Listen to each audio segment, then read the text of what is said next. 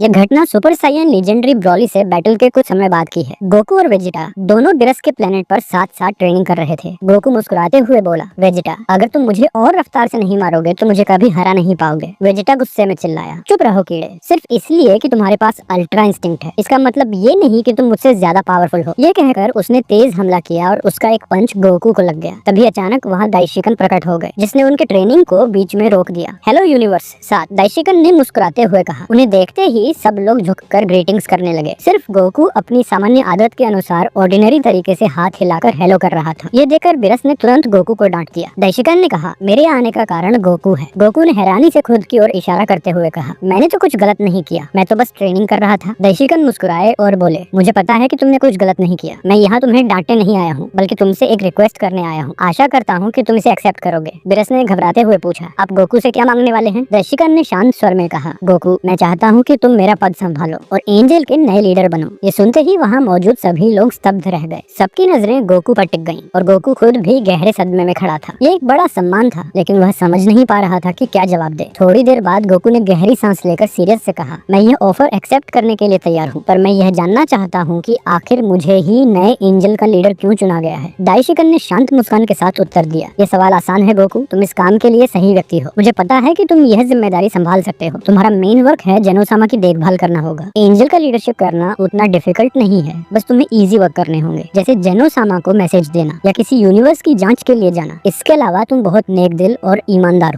हो सकता है अभी तुम्हें मेरी बातें पूरी तरह समझ न आई, लेकिन समय के साथ तुम सब समझ जाओगे। अब हमारे चलने का समय आ गया है। दाइशिकन की बातें सुनकर गोकू ने हल्की मुस्कान दी और कहा, ठीक है। फिर गोकू ने सबकी ओर देखकर कहा, वेजिटा, प्लीज मेरी तरफ से सभी को गुड बाय कहना। लॉर्ड बिरस, हमें हमेशा यहाँ ट्रेनिंग की परमिशन देने के लिए थैंक यू। मुझे पता है कि आप इसे जाहिर नहीं करते, लेकिन आप हमें अपने दोस्तों की तरह मानते हैं। प्लीज, आपका थैंक यू कि आपने हमें इतने समय तक ट्रेनिंग दिया। मुझे विश्वास है कि हम फिर मिलेंगे। ये कहते हुए गोकू ने सभी को एक बड़ी मुस्कान दी। उसकी आंखों से एक छोटी सी आंसू की बूंद भी निकल आई। वह दाइशिकन के साथ तुरंत वहाँ से रवाना हो गया। उसके छोटे से स्पीच में एक अजीब सी गहराई थी। मुस्कान के बावजूद उसकी आंखों की नमी सबको छू गई। कुछ समय बाद गोकू और दाइशिकन जेनो पैलेस में पहुंचे, जहाँ दोनों जेनोसामा के सामने गोकू का डिफिकल्ट ट्रेनिंग शुरू हुआ। ये ट्रेनिंग इमेजिनेशन से परे था। गोकू ने पहले कभी इतनी हार्डवर्क नहीं की थी। उसे केवल फिजिकल पावर ही नहीं, बल्कि मेंटल ताकत पर भी काम करना पड़ा। ट्रेनिंग के दौरान गोकू ने अपनी इंटेलिजेंस को निखारना सीखा और अपने जीवन में की गई अनेक गलतियों को समझा। जैसा कि उम्मीद थी, उसे क्रिएशन और डिस्ट्रक्शन की आर्ट भी सीखनी पड़ी। समय बीते बीते गोकू ने क्रिएशन और डिस्ट्रक्शन की आर्ट दोनों पर महारत हासिल कर ली। इस दौरान उसकी व्यक्तित्व में बड़ा बदलाव आया। अब वह पहले से कहीं अधिक सीरियस हो गया था। हालांकि उसकी दिलकश और खुशमिजाज आदत अब भी उसके स्वभाव का हिस्सा बनी रही। आखिरकार वह क्षण भी आया जब दाइशिकन ने तय किया कि गोकू अब पूरी तरह तैयार है। दाइशिकन ने तुरंत सभी गॉड को बुलाने का आदेश दिया। जब सभी गॉड वहां पहुंचे, उन्होंने सीरियस स्वर में अनाउंसमेंट की, आप लोग सोच रहे होंगे कि मैंने अचानक आप सभी को यहाँ क्यों बुलाया है, तो सुनिए, मैं आज से एंजल के लीडर का पद छोड़ रहा हूँ। ये सुनते ही सभी गॉड और एंजल स्तब्ध रह गए, केवल बिरस और व्हीस को छोड़कर,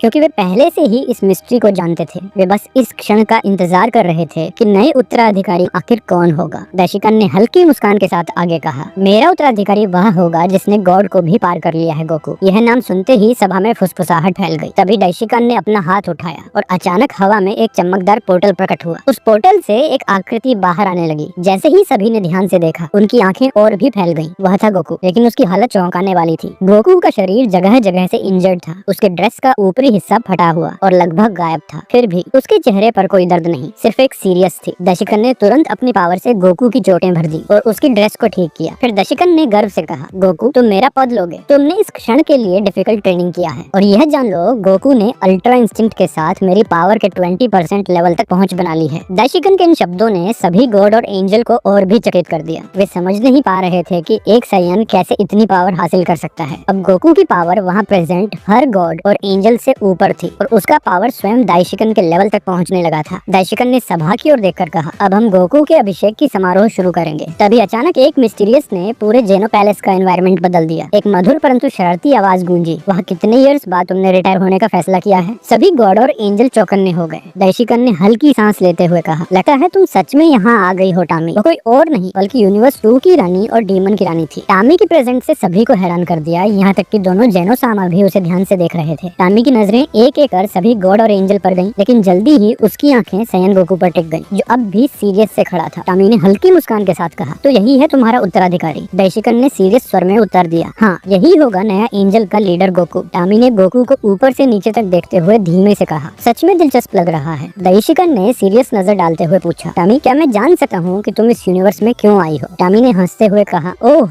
सही कहा, मैंने तो कारण बताया ही नहीं। दरअसल मैं यहाँ गोकू यानी तुम्हारे उत्तराधिकारी के लिए आई हूँ। ये सुनकर सभी गॉड और एंजल दंग रह गए। केवल गोकू ही स्थिर खड़ा रहा, पर उसकी आंखों में पहले से भी गहरी सीरियस आ चुकी थी। गोकू ने धीमे लेकिन सख्त स्वर में पूछा, क्या मैं जान सकता हूँ कि तुम मुझसे क्या चाहती हो? टामी ने हल्के अंदाज में कंधे उचकाते हुए जवाब दिया, उफ, ये तो बताना भूल ही गई। मैं तुम्हें अपना गुलाम बनाना चाहती हूँ गोकू। उसकी मुस्कान शरारत से भरी थी। ये सुनकर सभा में सन्नाटा छा गया। किसी को समझ नहीं आया कि इस पर कैसे प्रतिक्रिया दें, पर गोकू अचानक हंसने लगा। उसकी हंसी इतनी तेज और सेल्फ कॉन्फिडेंस से भरी थी कि सभी हैरान होकर उसकी ओर देखने लगे। गोकू ने मुस्कुराते हुए और सीरियस नजरों से कहा, तुम सोचती हो कि मुझे अपना गुलाम बना पाओगी? सपने देखती रहो टामी, मैं कभी तुम्हारा गुलाम नहीं बनूंगा। टामी ने हल्की सी मोहक मुस्कान के साथ गोकू की ओर देखा और धीरे धीरे उसके करीब आ गई। जानते हो, टामी ने धीमी आवाज में कहा, मुझे तुम्हारा यह रवैया पसंद आया, लेकिन मुझे डर है कि तुम आखिरकार मेरे ही गुलाम बनोगे। वह शरारती हंसी हंसते हुए गोकू की आंखों में देखने लगी। गोकू ने उसकी आंखों में सीधे देखते हुए ठंडे स्वर में पूछा, तुम्हें ऐसा क्या लगा है कि तुम मुझे मजबूर कर सकती हो? टामी ने मुस्कुराकर जवाब दिया, चलो गोकू, मैं तुम्हें एक ऑफर देती हूँ। गोकू ने बिना पलक झपकाए कहा, सुन रहा हूँ। टामी ने अपनी नजरें गोकू पर टिकाए रखते हुए कहा, हम दोनों के बीच एक छोटा सा मुकाबला होगा। अगर तुम जीत गए तो मैं यहाँ से चली जाऊंगी और तुम एंजल के नए लीडर बन जाओगे, लेकिन अगर तुम हार गए तो तुम्हें मेरे साथ यूनिवर्स टूर चलना होगा, जहाँ एंजल नहीं बल्कि डेमन गॉड का गाइड करते हैं। क्या कहते हो? क्या हमारी यह शर्त मंजूर है? ये सुनकर पूरा महल सन्न रह गया। सभी की नजरें गोकू पर टिक गईं। टामी ने अपना हाथ आगे बढ़ाया, संकेत देते हुए कि गोकू अगर उसका हाथ थाम लेता तो यह शर्त पक्की हो जाएगी और यह उसकी जिंदगी की सबसे डिफिकल्ट बैटल्स में से एक होगी। गोकू कुछ पल के लिए सोच में डूब गया। डीमन से भरे उस यूनिवर्स का जिक्र उसके मन में हल्की सी क्यूरियोसिटी जगा रहा था। आखिरकार गोकू ने हल्की मुस्कान के साथ टामी का हाथ मजबूती से पकड़ लिया। टामी के होठों पर एक शरारती और खतरनाक मुस्कान फैल गई। तो फिर शुरू करें, गोकू ने कहा। उसकी आंखों में चमक और चेहरे पर सीरियस थी। इसके साथ ही गोकू ने तुरंत अपना अल्ट्रा इंस्टिंक्ट में ट्रांसफॉर्मेशन कर लिया, जिससे टामी थोड़ा चौंकी, लेकिन उसने तुरंत अपनी हैरानी छिपा ली और मुकाबले के लिए तैयार हो गई। कुछ पल तक दोनों एक दूसरे को घूरते रहे। कोई भी पहला कदम नहीं उठा रहा था। फिर अचानक गोकू बिजली सी रफ्तार से आगे बढ़ा और सीधा पंच मारा, लेकिन टामी ने उसका वार आसानी से रोक लिया, जिससे गोकू चौंक गया। गोकू ने तुरंत टामी के पलटवार को तेजी से बचा लिया। टामी ने सीरियस स्वर में कहा, बुरा नहीं, लेकिन अब खेल खत्म। ये कहते ही टामी ने पावरफुल हमला शुरू कर दिया। उसके हमले इतने तेज और पावरफुल थे कि गोकू को लगातार पीछे हटना पड़ा। देखते ही देखते वह गोकू को एक के बाद एक वार करके लगातार दबाने लगी। सभी गॉड और एंजल हैरान रह गए। वही गोकू जो एंजल का अगला लीडर बनने वाला था, अब टामी के पावरफुल हमलों से पिट रहा था। गोकू धीरे धीरे गुस्से में आने लगा। उसकी आंखों में गहरी चमक उभर आई। अचानक उसका पूरा शरीर एक सफेद रोशनी से घिर गया। ये सीन वैसा ही था जैसा उसने पहली बार अल्ट्रा इंस्टिंक्ट का उपयोग करते समय दिखाया था, लेकिन इस बार कुछ अलग था। उसके चारों ओर की एनर्जी टुकड़ों में बिखरने लगी और जब रोशनी छटी तो सभी दंग रह गए। गोकू का ऊपरी शरीर अब लगभग खुला था। उसके सीने और पेट का हिस्सा साफ दिखाई दे रहा था। उसकी कमर के पीछे एक सयन की पूंछ स्वतंत्रता से हिल रही थी। उसके बाल पहले से ज्यादा लंबे हो चुके थे। यह था एडवांस अल्ट्रा इंस्टिंक्ट। गोकू ने गंभीर नजरों से टामी को देखा और धीमे स्वर में कहा, यह है मेरा असली फॉर्म, तैयार हो जाओ टामी। ये कहते ही गोकू जोरदार चीख के साथ फिर से उस पर टूट पड़ा। इस बार गोकू की रफ्तार और पावर किसी के लिए समझ पाना भी मुश्किल था। उसका पावर लेवल अब दाइशिकन की पावर के 60% तक पहुंच चुका था, लेकिन टामी भी पीछे हटने वाली नहीं थी। उसने अपनी असली पावर को और खुला छोड़ दिया। उसकी एनर्जी का एक्सप्लोजन पूरे महल को हिला देने लगा। टामी ने पल भर में स्थिति बदल दी और गोकू पर लगातार वार करने लगी। उसके वार इतने पावरफुल थे कि गोकू के शरीर से खून की बूंदें झरने लगी। फिर भी गोकू ने हार न मानते हुए फिर से हमला किया और अपनी तेज चालों से कई एनर्जी ब्लास्ट छोड़ी, जिन्हें वह एक ध्यान भटकाने वाले हथियार की तरह इस्तेमाल कर रहा था। इस चाल का असर हुआ और गोकू ने टामी पर पावरफुल वार किया, लेकिन हैरानी की बात ये थी कि टामी पर उसका कोई बड़ा असर नहीं हुआ। इसके उलट टामी ने गोकू पर एक ऐसा वार किया जो गोकू के वार से कई गुना पावरफुल था। इस वार की एनर्जी से गोकू बहुत दूर तक जा गिरा। कुछ ही पलों में गोकू ने खुद को संभाला और जोर से चिल्लाने लगा, कायोकेन 20 गुना। जैसे ही गोकू ने कायोकेन 20 गुना का प्रयोग किया, उसकी एनर्जी कई गुना बढ़ गई कि वह दाइशिकन की एनर्जी को भी पीछे छोड़ने लगा। अब बैटल बराबरी पर थी और गोकू पूरी पावर से टामी से भिड़ गया, पर टामी भी ऑर्डिनरी नहीं थी। उसने और ज्यादा एनर्जी छोड़ दी और धीरे धीरे फिर से बढ़त लेने लगी। बैटल बेहद खतरनाक होती जा रही थी। गोकू ने टामी को कई बारों से घायल कर दिया, लेकिन उसकी चोटें टामी की चोटों से कहीं ज्यादा सीरियस थी। गोकू अब मुश्किल से खड़ा हो पा रहा था। उसका कायोकेन ऑरा गायब हो चुका था। फिर भी वह धीरे धीरे टामी की ओर बढ़ने लगा। टामी गोकू को अपनी ओर आते देख हैरान थी। उसने कोई रुकावट नहीं डाली और देखती रही कि गोकू क्या करने वाला है। गोकू उसके सामने आकर रुक गया। उसकी आंखों में एक खतरनाक चमक थी। उसने अपना हाथ उठाया और अचानक उसके चारों ओर एक बैंगनी ओरा फैलने लगी। देशिकन की आंखों में भी डर झलकने लगा, क्योंकि वह समझ गया था कि गोकू क्या करने वाला है। फिर गोकू ने बिना एक पल गंवाए जोर से गरजते हुए कहा, हकाई। पूरा प्लेस गूंज उठा, लेकिन कुछ सेकंड बीत जाने के बाद भी कुछ नहीं हुआ। गोकू हैरान होकर अपने हाथों को देखता रह गया। ये कैसे हो सकता है? गोकू बुदबुदाया। उसने दोबारा कोशिश की, फिर कई बार, लेकिन हर बार नतीजा वही रहा, कुछ नहीं हुआ। तभी टामी जोर जोर से हंसने लगी। उसकी हंसी में एक अजीब सा गर्व और मजाक छिपा था। जानते हो गोकू, टामी ने मुस्कुराते हुए कहा, तुमने सच में बहुत अच्छा किया। तुमने मुझे वो घाव दिए हैं जो आज तक कोई नहीं दे पाया। तुमने मुझे अपनी असली पावर इस्तेमाल करने पर मजबूर कर दिया। तुम्हारे मन में मुझे डिस्ट्रॉयड करने का इरादा भी था और तुमने सच में कोशिश भी की। लेकिन क्या तुम जानते हो कि तुम्हारा हकाई क्यों काम नहीं कर पाया? गोकू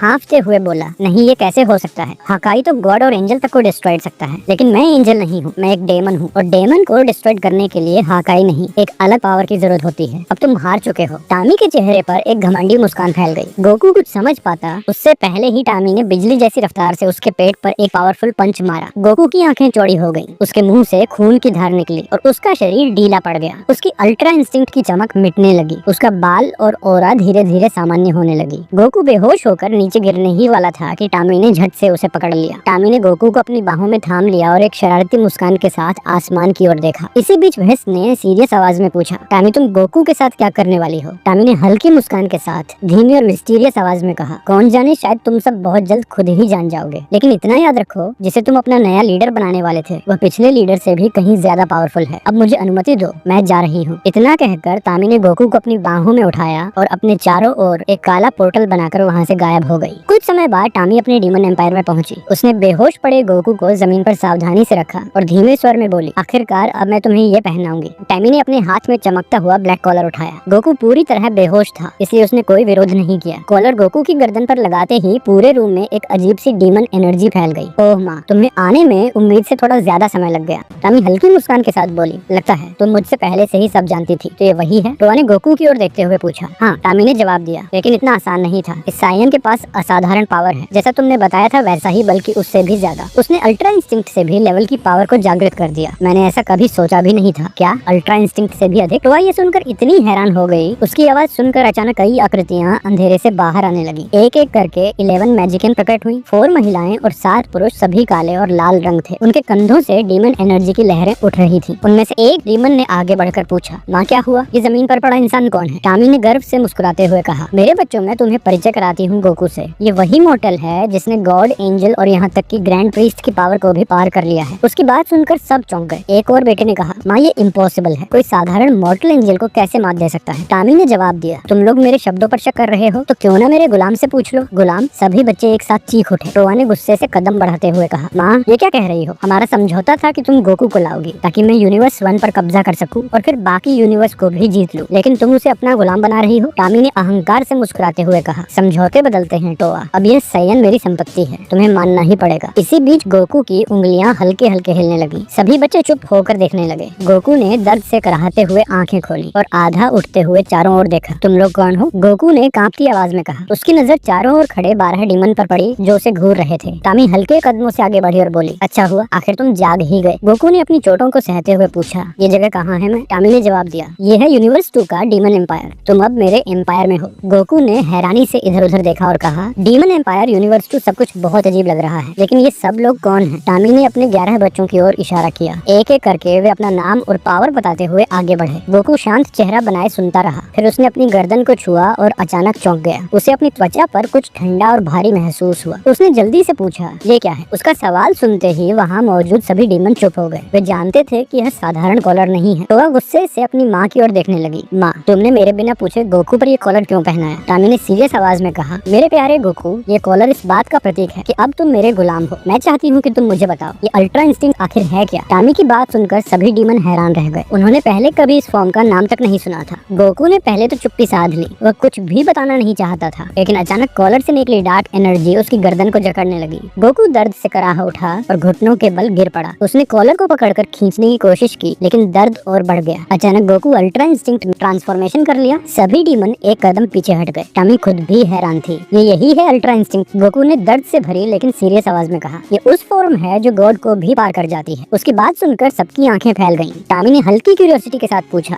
और तुमने ये पावर कैसे हासिल की? ऐसी फॉर्म तक पहुंचने का रास्ता क्या है? गोकू ने गहरी सांस लेते हुए जवाब दिया, ग्रैंड प्रीस्ट ने मुझे बताया था कि हर जाति को अपनी प्रकृति को स्वीकार करके इस फॉर्म को पाना होता है। मैं एक सायन हूँ। इस पावर को पाने के लिए मुझे अपनी जड़ों को एक्सेप्ट करना पड़ा। यही वजह है कि मेरी पूंछ वापस आ गई है। गोकू ये कहते हुए बहुत दर्द और सांसों की तकलीफ झेल रहा था। तभी टामी हल्की मुस्कान के साथ बोली, लगता है मुझे तुम्हें एक बार और परखना पड़ेगा ताकि तुम्हारी असली पावर सामने आ सके। वह धीरे धीरे गोकू की ओर बढ़ने लगी। उसके हर कदम के साथ गोकू के गले में बंधा हुआ कॉलर तेज दर्द देने लगा। गोकू मन ही मन चीखा, दत्तेरे की, अगर ये ऐसे ही चलता रहा तो मैं मर जाऊंगा। मैं किसी का गुलाम नहीं बनूंगा और न ही यहाँ मरूंगा। मुझे अपने परिवार और दोस्तों के पास लौटना है। मैं वादा करता हूँ कि पूरी पावर से लड़ूंगा, चाहे मेरी जान ही क्यों न चली जाए। गोकू अपनी चोटों और दर्द के बावजूद पूरी पावर जुटाने लगा। तभी टामी, जो गोकू को खत्म करने के इरादे से पास आ रही थी, अचानक रुक गई और बोली, रुको, अभी मैं तुम्हें मारना नहीं चाहती। पहले तुम्हें कुछ और सवाल पूछने हैं। गोकू ने गुस्से से कहा, मैं अब और कोई जवाब नहीं दूंगा। अगर तुम्हें कुछ करना है तो आओ। इस बार मैं पूरी पावर से लड़ूंगा और जीतूंगा। वह पूरी तैयारी के साथ फाइटिंग पोस्टर में खड़ा हो गया। टामी ने गोकू की पूंछ को ध्यान से देखते हुए कहा, तुम्हारी बातों से कई बातें साफ हो गई हैं। मुझे पता है कि तुम्हारी पूंछ तो 16 या 17 साल की उम्र में ही गायब हो गई थी। गोकू ने हैरानी से पूछा, तुम्हें ये सब कैसे पता? टामी ने गहरी आवाज में कहा, देखो, इस मल्टीवर्स का एक पावरफुल डीमन था। वह माजिन बू को खोजने गया था, एक ऐसा मॉर्टल जो अपने अपार पावर से पूरे यूनिवर्स को आसानी से डिस्ट्रॉयड कर सकता था। लेकिन वह मूर्ख अपनी ही मौत को आमंत्रित कर बैठा और माजिन बू के हाथों मारा गया। लेकिन उसी समय मैंने तुम्हें माजिन बू से लड़ते देखा। तुम्हारी पावर उससे कहीं अधिक थी। फिर भी उस समय तुमने अपनी असली पावर का सही इस्तेमाल नहीं किया। तुमने बस उसे अपमानित किया। फिर आखिरकार तुमने उसे हराया। उसी पल से मैंने सोचना शुरू किया कि आखिर तुम जैसे एक मॉर्टल में इतनी अद्भुत पावर कैसे हो सकती है। मैंने तुम्हारी जाति, तुम्हारे अतीत, तुम्हारी हर लड़ाई पर खोज किया और अब मैंने सब कुछ जान लिया है। सच्चाई यह है कि मैं तुम्हें अपना बनाना चाहती हूँ और तुम्हारी पावर का इस्तेमाल करके सारे मल्टीवर्स पर राज करना चाहती हूँ। टामी ने यह सब विस्तार से समझाते हुए अपनी योजना गोकू के सामने रखी। गोकू ने गुस्से से टामी की तरफ देखा और कहा, तुम चाहे जितनी कोशिश कर लो, मुझे अपना नहीं बना सकती। तुम्हारा यह खोज और मुझे पकड़ने की मेहनत काबिले तारीफ है, लेकिन मैं तुम्हारी किसी बात का पालन नहीं करूंगा। तुम्हारी योजनाएं कभी पूरी नहीं होंगी। गोकू के इन शब्दों पर टामी ने सीरियस स्वर में कहा, तो फिर देखते हैं। गोकू, अपनी हाकाई की पावर को उजागर करो। गोकू ने अपने शरीर में उठते दर्द को रोकने की कोशिश की, लेकिन गले में बंधा कॉलर उसकी दर्द को और बढ़ा रहा था। हालांकि कोई शारीरिक चोट नहीं थी, पर गोकू को ऐसा लग रहा था जैसे उसकी हड्डियां एक एक कर टूट रही हों। सब डीमन हैरानी से देख रहे थे कि इतना दर्द झेलने के बावजूद सायन अब तक किसी भी आदेश का पालन नहीं कर रहा था। गोकू अपनी पूरी पावर झोंकते हुए दर्द सह रहा था। उसकी एनर्जी लगातार बढ़ती जा रही थी, सुपर सायन से लेकर अल्ट्रा इंस्टिंक्ट तक, और अंत में उसने अल्ट्रा इंस्टिंक्ट एडवांस के साथ कायोकिन 20 गुना से ट्रांसफॉर्मेशन कर लिया। उसकी एनर्जी इतनी पावरफुल थी कि पूरी जगह कांप उठी।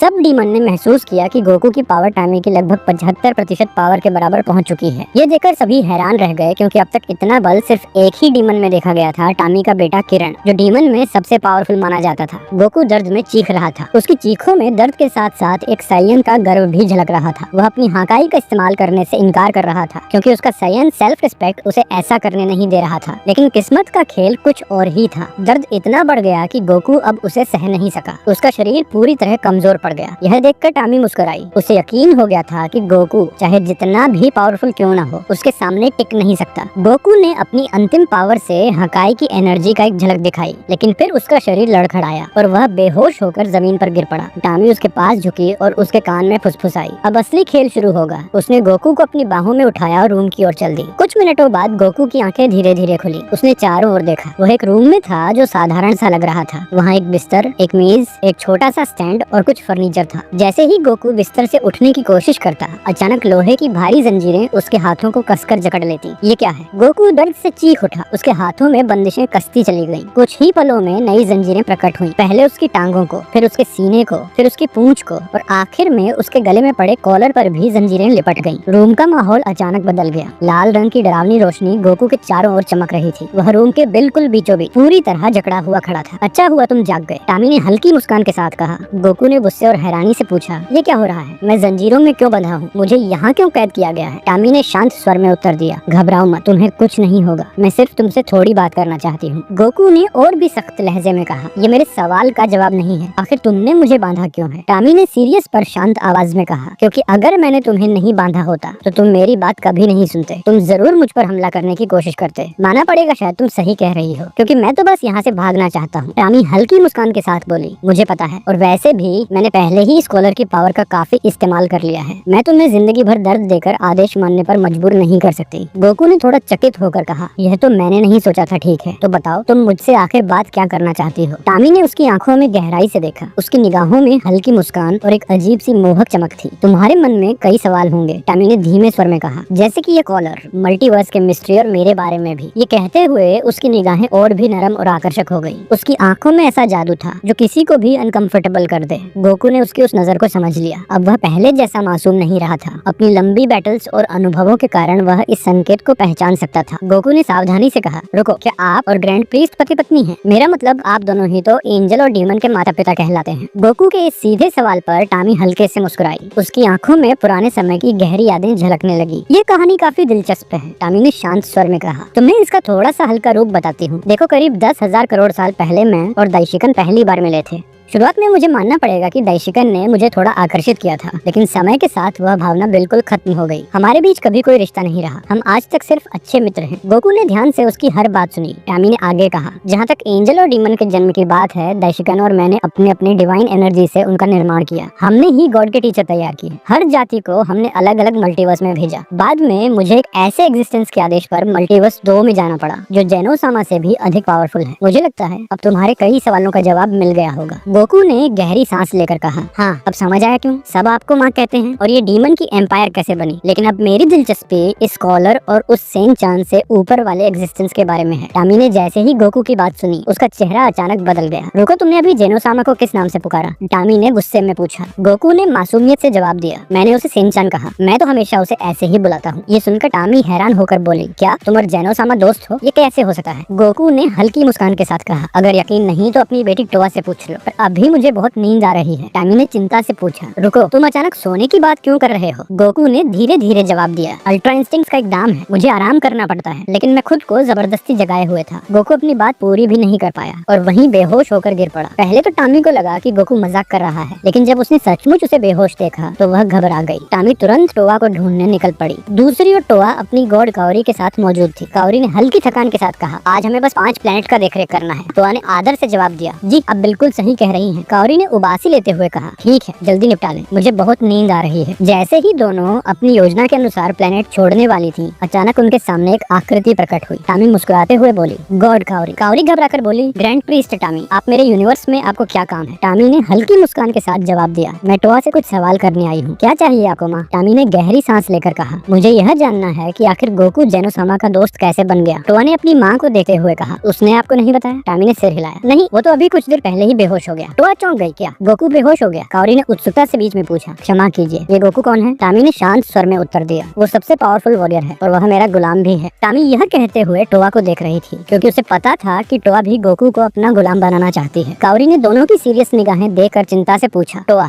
सब ठीक तो है? टोआ ने ठंडी सांस लेकर कहा, चिंता की कोई बात नहीं। और माँ, आपके सवाल का जवाब है, गोकू जेनोसामा का दोस्त उस समय बना जब दोनों की मुलाकात यूनिवर्स 6 और 7 के टूर्नामेंट के दौरान हुई थी। टामी ने हैरानी से दोबारा पूछा, तो दोनों यूनिवर्स ने लड़ाई की थी? टोआ, मुझे गोकू के बारे में सब कुछ बताओ। टोआ तुरंत गुस्से में बोली, क्या अपनी सारी जानकारी मैं तुम्हें दे दूं ताकि तुम उसे अपने फायदे के लिए इस्तेमाल करो? बिल्कुल नहीं। माँ बेटी एक दूसरे को सीरियस से देखने लगी। चारों तरफ अजीब सा सन्नाटा छा गया। तभी अचानक एक हल्की सी आवाज सुनाई दी, जैसे किसी ने पत्थर पर पैर रख दिया हो। टामी चौंक कर बोली, कौन है वहाँ? गोकू हल्की मुस्कान के साथ सामने आया और बोला, उफ, लगता है मैं पकड़ा गया। काओरी ने हैरानी से पूछा, तुम कौन हो? टोआ ने गहरी सांस लेते हुए जवाब दिया, ये गोकू है, मल्टीवर्स 1 का सबसे पावरफुल वॉरियर और मेरी माँ का गुलाम। गोकू ने सिर खुजाते हुए कहा, टोआ, तुम अभी तक उसी सोच में फंसी हो? टोआ ने होठों पर हल्की मुस्कान लाते हुए कहा, नहीं, पर मैं अब भी चाहती हूँ कि तुम सिर्फ मेरे हो। उसकी आंखों में एक हल्की मोहक चमक थी, जिसे गोकू ने महसूस किया। इसी समय दोनों जेनोसामा दाइशिकन की ओर देखकर एक साथ बोले, गोकू कब वापस आएगा? दाइशिकन ने हल्की नाराजगी से कहा, मुझे डर है कि वह अब तब तक नहीं लौटेगा जब तक उसे याद न आए कि उसने टामी का ऑफर एक्सेप्ट किया था। जेनोसामा दोनों ने एक दूसरे को देखते हुए कहा, सही है, हमें याद है, उसने यह वादा किया था। इसके बाद महल में एक अजीब सा सन्नाटा फैल गया। दोनों दोनों जेनोसामा ने गुस्से में कहा, हम चाहते हैं कि गोकू वापस आए, हमें परवाह नहीं कि हमारा भाई जेनोसामा क्या सोचता है। महल में मौजूद सभी हैरान रह गए। ऋषिकर ने शांत करने की कोशिश करते हुए कहा, लेकिन लॉर्ड, अगर हम ऐसा करते हैं तो इसे युद्ध माना जाएगा। जेनोसामा तो मल्टीवर्स 2 के शासक हैं। उनका पिता गॉड भी हस्तक्षेप कर सकते हैं और फिर नतीजे भयानक हो सकते हैं। जेनोसामा ने कहा, वैसे भी हमने कभी उस समझौते को मंजूर नहीं किया था जिसमें मल्टीवर्स बदलने की बात थी। असल में मल्टीवर्स 2 ने ही गोकू को छीनकर युद्ध की शुरुआत की है। 2 हफ्तों में हम सब गोकू को लेने मल्टीवर्स 2 जाएंगे। अगर हमारा भाई उसे नहीं लौटाता तो हम खुद कदम उठाएंगे। अभी तुरंत अपने भाई को संदेश भेजो। ये कहते ही जेनोसामा ने मल्टीवर्स 2 के रूलर जेनोसामा से संपर्क शुरू कर दिया। उधर गोकू धीरे धीरे जाग रहा था। टामी ने उसे देखते ही हैरानी से कहा, गोकू तुम यहाँ कैसे? मुझे लगा था तुम बेहोश हो गए थे। गोकू ने हल्की मुस्कान के साथ कहा, कभी कभी मैं भूल जाता हूँ कि मेरी जाति सबसे पावरफुल है। ज्यादा एनर्जी खोने के बाद भी मेरी रिकवरी बहुत तेज होती है और अब तो मैं पूरी तरह से डिवाइन एग्जिस्टेंस बन चुका हूँ, इसलिए मेरी पावर और भी बढ़ गई है। इतना कहते ही हवा में अचानक स्टाफ चमकने लगा। उसमें जेनोसामा से मिलते जुलते एक शक्तिशाली आकृति का चेहरा दिखाई दिया। उसने गहरी आवाज में कहा, टामी तुरंत सभी गॉड और डीमन को इकट्ठा करो और उस गोकू को मेरे पास लेकर आओ। यह आदेश जेनोसामा मल्टीवर्स 2 का था। उसकी आवाज से ही पूरी जगह का माहौल भारी हो गया। टामी ने गोकू की ओर देखा और सीरियस से कहा, गोकू हमें अभी तुरंत जेनोसामा के पास जाना होगा। तभी टोआ ने उन्हें रोकते हुए कहा, रुको, पहले गोकू को यह पहनने दो। उसने गोकू को नई ड्रेस दी। गोकू ने बिना झिझक अपने पुराने ड्रेस उतारना शुरू कर दिया। उसे ऐसे कपड़े बदलते देख तीनों गॉड चौंक गई। उनके चेहरों पर लालिमा फैल गई। विशेषकर कौरी तो गोकू को देखते ही आकर्षण महसूस कर रही थी। गोकू ने नई ड्रेस पहन ली जो उसकी पुरानी ड्रेस जैसी ही थी, लेकिन और भी शानदार लग रही थी। हाथ कमर पर रखते हुए उसने मुस्कुराकर कहा, आखिरकार मुझे नए कपड़े मिल गए, अब तो बस खाना चाहिए, भूख से मर रहा हूँ। टामी ने हल्की मुस्कान के साथ कहा, पहले हमें जेनोसामा के पास जाना होगा, खाने का इंतजाम बाद में होगा। इतना कहते ही टामी, टोआ, काओरी और गोकू चारों एक तेज चमक में लिपट गए और पल भर में मल्टीवर्स 2 के जेनो पैलेस में पहुंच गए। महल के भीतर पहले से ही सभी गॉड और उनके अपने डीमन प्रेजेंट थे। जैसे ही टामी और उसके साथियों ने एंट्री किया, सभी गॉड और डीमन तुरंत झुककर ग्रीटिंग्स करने लगे। टामी ने हल्की मुस्कान के साथ गोकू की ओर इशारा करते हुए कहा, गोकू देखो वह है किरण। गोकू ने सामने खड़े एक डीमन की ओर देखा। किरण भी गोकू को घूर रहा था। दोनों की नजरों के टकराते ही माहौल में भारी तनाव फैल गया। लग रहा था जैसे दोनों किसी भी क्षण भिड़ सकते हैं। तभी अचानक पूरे महल में एक एनर्जी लहर दौड़ी। महल के दरवाजे खुल गए और वहाँ प्रकट हुए जेनोसामा। गोकू ने मन ही मन महसूस किया, ये तो जेनोसामा जैसे हैं, लेकिन इनकी पावर उससे भी ज्यादा लग रही है। ये अपनी पावर छिपाने की कोशिश भी नहीं कर रहे। जेनोसामा ने गहरी आवाज में गोकू से पूछा, तो तुम ही हो गोकू? गोकू ने सीधा खड़े रहकर जवाब दिया, हाँ मैं ही गोकू हूँ। हर किसी की नजर सिर्फ गोकू और जेनोसामा पर टिकी थी। जेनोसामा ने फिर ठंडे स्वर में दूसरा सवाल किया, बताओ तुम्हारे अंदर ऐसा क्या खास है कि मेरा भाई तुम्हें अपने मल्टीवर्स में रखना चाहता है? गोकू ने कंधे उचकाते हुए जवाब दिया, मैं पहला ऐसा मॉडल हूँ जो गॉड से भी आगे निकल गया है, और हाँ मैं जेनोसामा का दोस्त भी हूँ। गोकू ने ये शब्द ऐसे बोले जैसे कोई आम बात कर रहा हो। जेनोसामा ने हल्का सिर हिलाते हुए कहा,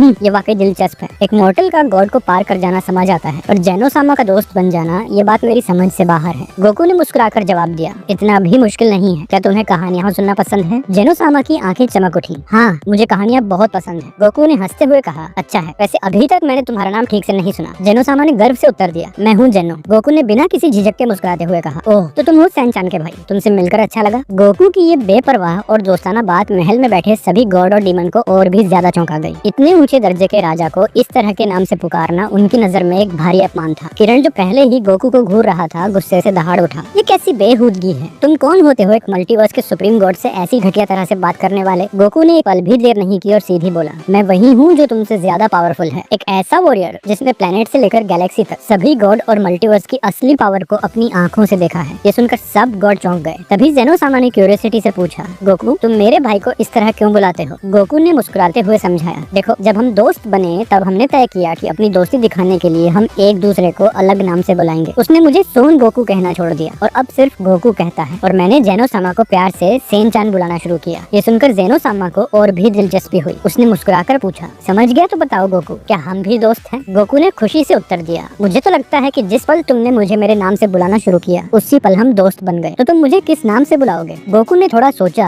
और बड़ी मुस्कान के साथ कहा, से मैं तुम्हें सेनचान कहूंगा। ये सुनकर वहाँ मौजूद सभी गॉड हैरान हो गए। किरण गुस्से में चिल्लाने ही वाला था, तुम मजाक कर रहे हो क्या? लेकिन वह अपनी बात पूरी करता उससे पहले ही जेनोसामा गुस्से में गरज उठा, चुप रहो वरना अभी यही तुम्हें डिस्ट्रॉयड कर दूंगा। जेनोसामा का ये गुस्सा देखकर सब गॉड सहम गए। गोकू के मन में तुरंत जेनोसामा के साथ अपनी दोस्ती की याद ताजा हो गई। उसने सोचा, ये बिल्कुल वैसा ही है जैसे पहली बार मैं जेनोसामा का दोस्त बना था। तभी अचानक सबके सामने एक होलोग्राम प्रकट हुआ। होलोग्राम में जेनोसामा और दाइशिका नजर आ रहे थे। जेनोसामा ने उत्साहित होकर कहा, हेलो हेलो गोकू, कैसे हो? गोकू ने बड़ी खुशी से हाथ हिलाते हुए जवाब दिया। हेलो शिनचान, मैं बिल्कुल ठीक हूँ। Hello grand priest. Hello Goku. तभी जेनो-सामा ने होलोग्राम को देखते हुए पूछा, गोकू तुम्हारे कॉल का कारण क्या है? जेनो-सामा और दाइशिकान दोनों ने मिलकर समझाया, हम चाहते हैं कि तुम गोकू को वापस लौटा दो। मल्टीवर्स का बदलना नियमों के खिलाफ है और इसकी अनुमति नहीं देता। ये सुनकर टामी को अचानक ये इम्पोर्टेंट नियम याद आया। वह माथे पर हाथ मारते हुए सोचने लगी, मैं इतनी बड़ी बात कैसे भूल सकती हूँ? गोकू हल्का सा हंसना चाहता था, लेकिन स्थिति की सीरियस देखकर उसने मुस्कान रोक ली। वह शांत स्वर में बोला,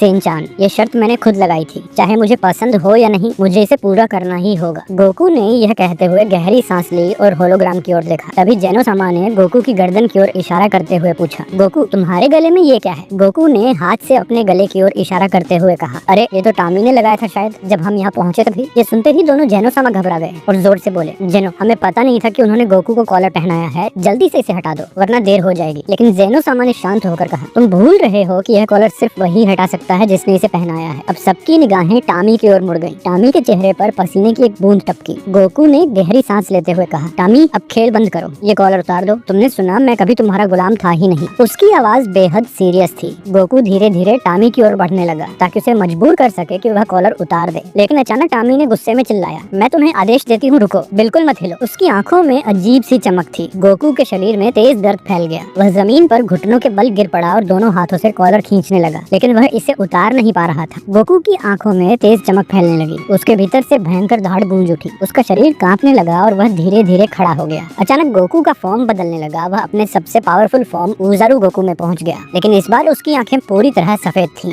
वह सीने पर बार बार मुक्का मारते हुए चिल्लाने लगा। गोकू ने टामी को घूरा और बिजली से रफ्तार से उस पर झटा। वह टामी को जमीन पर गिराकर उसके ऊपर आ गया। टामी शौक होकर गोकू को देखती रही। उसने धीरे धीरे अपने हाथ गोकू के शरीर पर रखते हुए गले तक पहुंचाने की कोशिश की ताकि कॉलर उतार सके, लेकिन ठीक उसी समय गोकू ने उसके हाथों को कसकर पकड़ लिया और अपना चेहरा टामी के बेहद पास ले आया। उसकी दहाड़ चारों ओर गूंज उठी। फिर गोकू अचानक उठ खड़ा हुआ, टामी को अपने कंधे पर ऐसे रख लिया जैसे कोई बोरे को उठा ले। ये देखकर दोनों जेनो-सामा सीरियस स्वर में बोले, जेनो, तुमने अपनी जिंदगी की सबसे बड़ी गलती कर दी है। 2 हफ्तों में युद्ध के लिए तैयार हो जाओ। इतना कहकर दोनों जेनो-सामा का संदेश समाप्त हो गया। जेनो ने गुस्से से टामी की ओर देखा और बोला, तुमने अभी अभी 2 मल्टीवर्स के बीच युद्ध छेड़ दिया है और ये सब उस मॉर्टल के कारण हुआ जिसकी कोई गलती भी नहीं है। अब तुम्हें उसे उसकी बेस फॉर्म में लौटाना होगा, इससे पहले कि कोई बड़ा हादसा हो। उसकी जाति जिस तरह विकसित हो रही है, सोचो अगर वह इस फॉर्म में और आगे बढ़ गया तो उसे कोई रोक नहीं पाएगा। सज्जा के तौर पर तुम्हें उसे वापस लाना ही होगा, लेकिन मैं जानता हूँ कि तुम अकेले ये काम नहीं कर पाओगी, इसलिए सभी डीमन और गॉड तुम्हारी मदद करेंगे। अब जाओ, युद्ध की तैयारी करो। हमें नहीं पता कि हम उसे समय पर वापस ला पाएंगे या नहीं। जेनो-सामा ने आदेश देते हुए गोकू की ओर हाथ बढ़ाया और अपने पावर से गोकू को एक ऐसे एनर्जी जाल में बांध दिया जिससे निकलना लगभग इम्पॉसिबल था। गोकू जमीन पर जकड़ा हुआ अपनी पूरी पावर से छूटने की कोशिश कर रहा था। उसकी आंखों में गुस्सा और दर्द साफ दिखाई दे रहा था। वे सोच रही थी कि कैसे गोकू को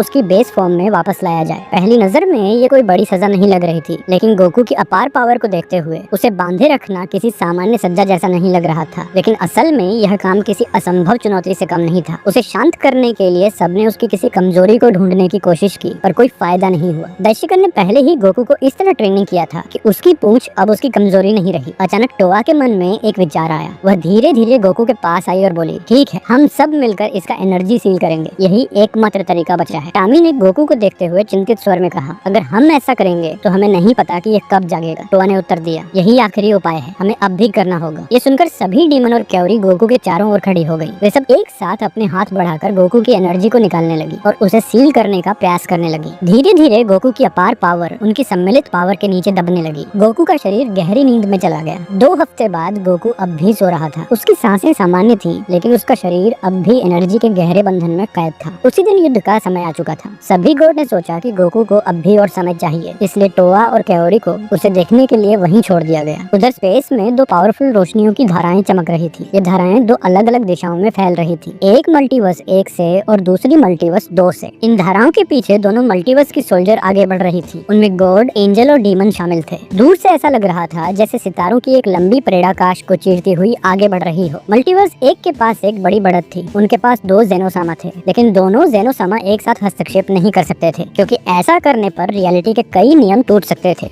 बैटलफील्ड पर 12 गॉड के साथ वॉरियर भी मौजूद थे। कुल मिलाकर 24 पावरफुल वॉरियर इस अपकमिंग युद्ध के लिए तैयार थे। इसके अलावा दोनों मल्टीवर्स के सुप्रीम गॉड भी उपस्थित थे। मल्टीवर्स 1 की ओर से 3 सुप्रीम गॉड खड़े थे, जबकि मल्टीवर्स 2 की ओर से 2 सुप्रीम गॉड उपस्थित थे। इससे साफ दिख रहा था कि मल्टीवर्स 1 को एक बड़ी बढ़त मिली हुई थी, क्योंकि उनके पास 2 ज़ेनोसामा मौजूद थे। इसी बीच ज़ेनोसामा और गोकू की स्थिति पर चर्चा हो रही थी। दोनों ज़ेनोसामा ने सीरियस स्वर में पूछा, ज़ेनो गोकू को 2 हफ्ते हो गए सोए हुए, क्या वह अब तक नहीं जागा? ज़ेनोसामा ने शांत चेहरे से उत्तर दिया, हाँ, वह अब तक नहीं जागा है। फिर अचानक दोनों ज़ेनोसामा ने एक साथ आदेश दिया, अटैक करो। उनके इस आदेश के साथ ही मल्टीवर्स 1 और मल्टीवर्स 2 के बीच युद्ध की शुरुआत हो गई। गॉड एंजल और डीमन एक दूसरे पर टूट पड़े। मल्टीवर्स 1 के कुछ गॉड ने मल्टीवर्स 2 की गॉड पर हमला कर दिया, ये सोचकर कि वे अधिक पावरफुल नहीं होंगे, लेकिन यह उनकी सबसे बड़ी भूल थी। गॉड ने उन्हें ऐसे वार किए मानो यह कोई खेल हो। वे गॉड बिना किसी कठिनाई के गिरा दिए। उधर एंजल और डीमन के बीच की बैटल और भी अद्भुत थी। इसी दौरान गोकू अब भी शांति से बंधा हुआ था। वह गहरी नींद में पड़ा था। पिछले 2 हफ्तों के दौरान गोकू ने कई बार अजीब हरकतें की थी। कभी कभी वह नींद में उठ जाता और अपने आसपास मौजूद हर चीज पर हमला कर देता, लेकिन अभी वह पूरी तरह शांत था। दूसरी ओर टोआ और काओरी दूर से गोकू को देख रही थी। काओरी ने घबराई हुई आवाज में पूछा, क्या तुम्हें लगता है कि वो जागेगा? टोआ ने हल्की सांस भरते हुए जवाब दिया, हाँ, जरूर जागेगा, वह हमेशा ऐसा करता है। टोआ की नजरें अब भी गोकू के सोए चेहरे पर टिकी थी। काओरी की बेचैनी बढ़ रही थी, लेकिन वो युद्ध, टोआ ने गहरी सांस ली और शांत स्वर में बोली, हम कुछ नहीं कर सकते। आखिर ये पूरी बैटल उसी की वजह से शुरू हुई है, तो इसे खत्म भी वही करेगा। हमें बस धैर्य रखना होगा और उसके जागने का इंतजार करना होगा। काओरी ने उत्सुकता से टोआ की ओर देखा और पूछा, ठीक है, पर युद्ध कैसा चल रहा है? टोआ ने थोड़ी देर सोचा, फिर कहा, 1 मिनट रुको। यह कहकर उसने अपना स्टाफ उठाया और उसके सहारे एक चमकदार होलोग्राम दिखाया। उस होलोग्राम में गोकू की वजह से शुरू हुई मल्टीवर्स की पावरफुल बैटल साफ दिखाई दे रही थी। गॉड एक दूसरे पर टूट पड़े थे। नजर धीरे धीरे उस बैटल पर टिक गई जो इस युद्ध का असली फैसला कर सकती थी। टामी बनाम दाइशिकान दोनों आमने सामने खड़े थे। उनकी एनर्जी को महसूस करते ही बाकी सभी वॉरियर ने अपनी बैटल रोक दी। सबकी नजरें इसी एक मुकाबले पर टिक गईं, क्योंकि यही बैटल तय कर सकती थी कि इस युद्ध का अंत कौन करेगा। दाइशिकान ने सीरियस आवाज में पूछा, हमारी पिछली बैटल को कितना समय हो गया है? टामी ने हल्की मुस्कान के साथ जवाब दिया, मुझे नहीं पता, लेकिन इतना जरूर जानती हूँ कि इस बार मैं तुम्हें हरा दूंगी और अपने गोकू को हमेशा के लिए अपना बना लूंगी। मल्टीवर्स 2 के दूसरे कोने से टोआ अचानक गुस्से में चिल्लाई, क्या गोकू तुम्हारा है? नहीं, गोकू मेरा है, तुम्हारा नहीं। काओरी ने हल्के से खांसकर टोआ को इशारा किया ताकि टोआ अपनी बचकानी बातों को रोक दे। फिर उसकी नजर अचानक गोकू की ओर गई। गोकू को बांधने वाली जंजीरें हल्की हल्की हिल रही थी। उसकी एक हाथ धीरे धीरे हिलने लगा था। उधर बैटलफील्ड में दाइशिकन ने पहला कदम उठाया। वह बिजली से रफ्तार से टामी की ओर झपटा। टामी ने तुरंत अपना हाथ उठाकर दाइशिकन के पंच को रोक लिया और उसी समय पावरफुल पंच वापस मारा, लेकिन दाइशिकन ने भी उस वार को एक और पंच से रोक दिया। दाइशिकन हल्की मुस्कान के साथ बोला, बुरा नहीं है। टामी ने सीरियस निगाहों से जवाब दिया, ये मेरी लाइन है। दोनों फिर से आगे बढ़े और उनके पंच जोर से आपस में टकराए। भयंकर टकराव के बाद दोनों पीछे हटे। दाइशिकन ने तुरंत एक तेज किक मारी जो सीधे टामी पर पड़ी और उसे हवा में दूर उड़ा दिया, लेकिन उड़ते ही टामी की पीठ पर एक और जोरदार वार हुआ। फिर दाइशिकन ने उसके पेट पर किक से ऐसा वार किया कि टामी के मुंह से थोड़ा खून निकल आया। खून पहुंचते हुए टामी मुस्कुराई और बोली, अब मेरी बारी है। अगले ही पल बिजली की तरह आगे बढ़ी और दाइशिकन के सिर पर एक पावरफुल किक मार दी। दाइशिकन तेजी से पीछे की ओर उड़ गया।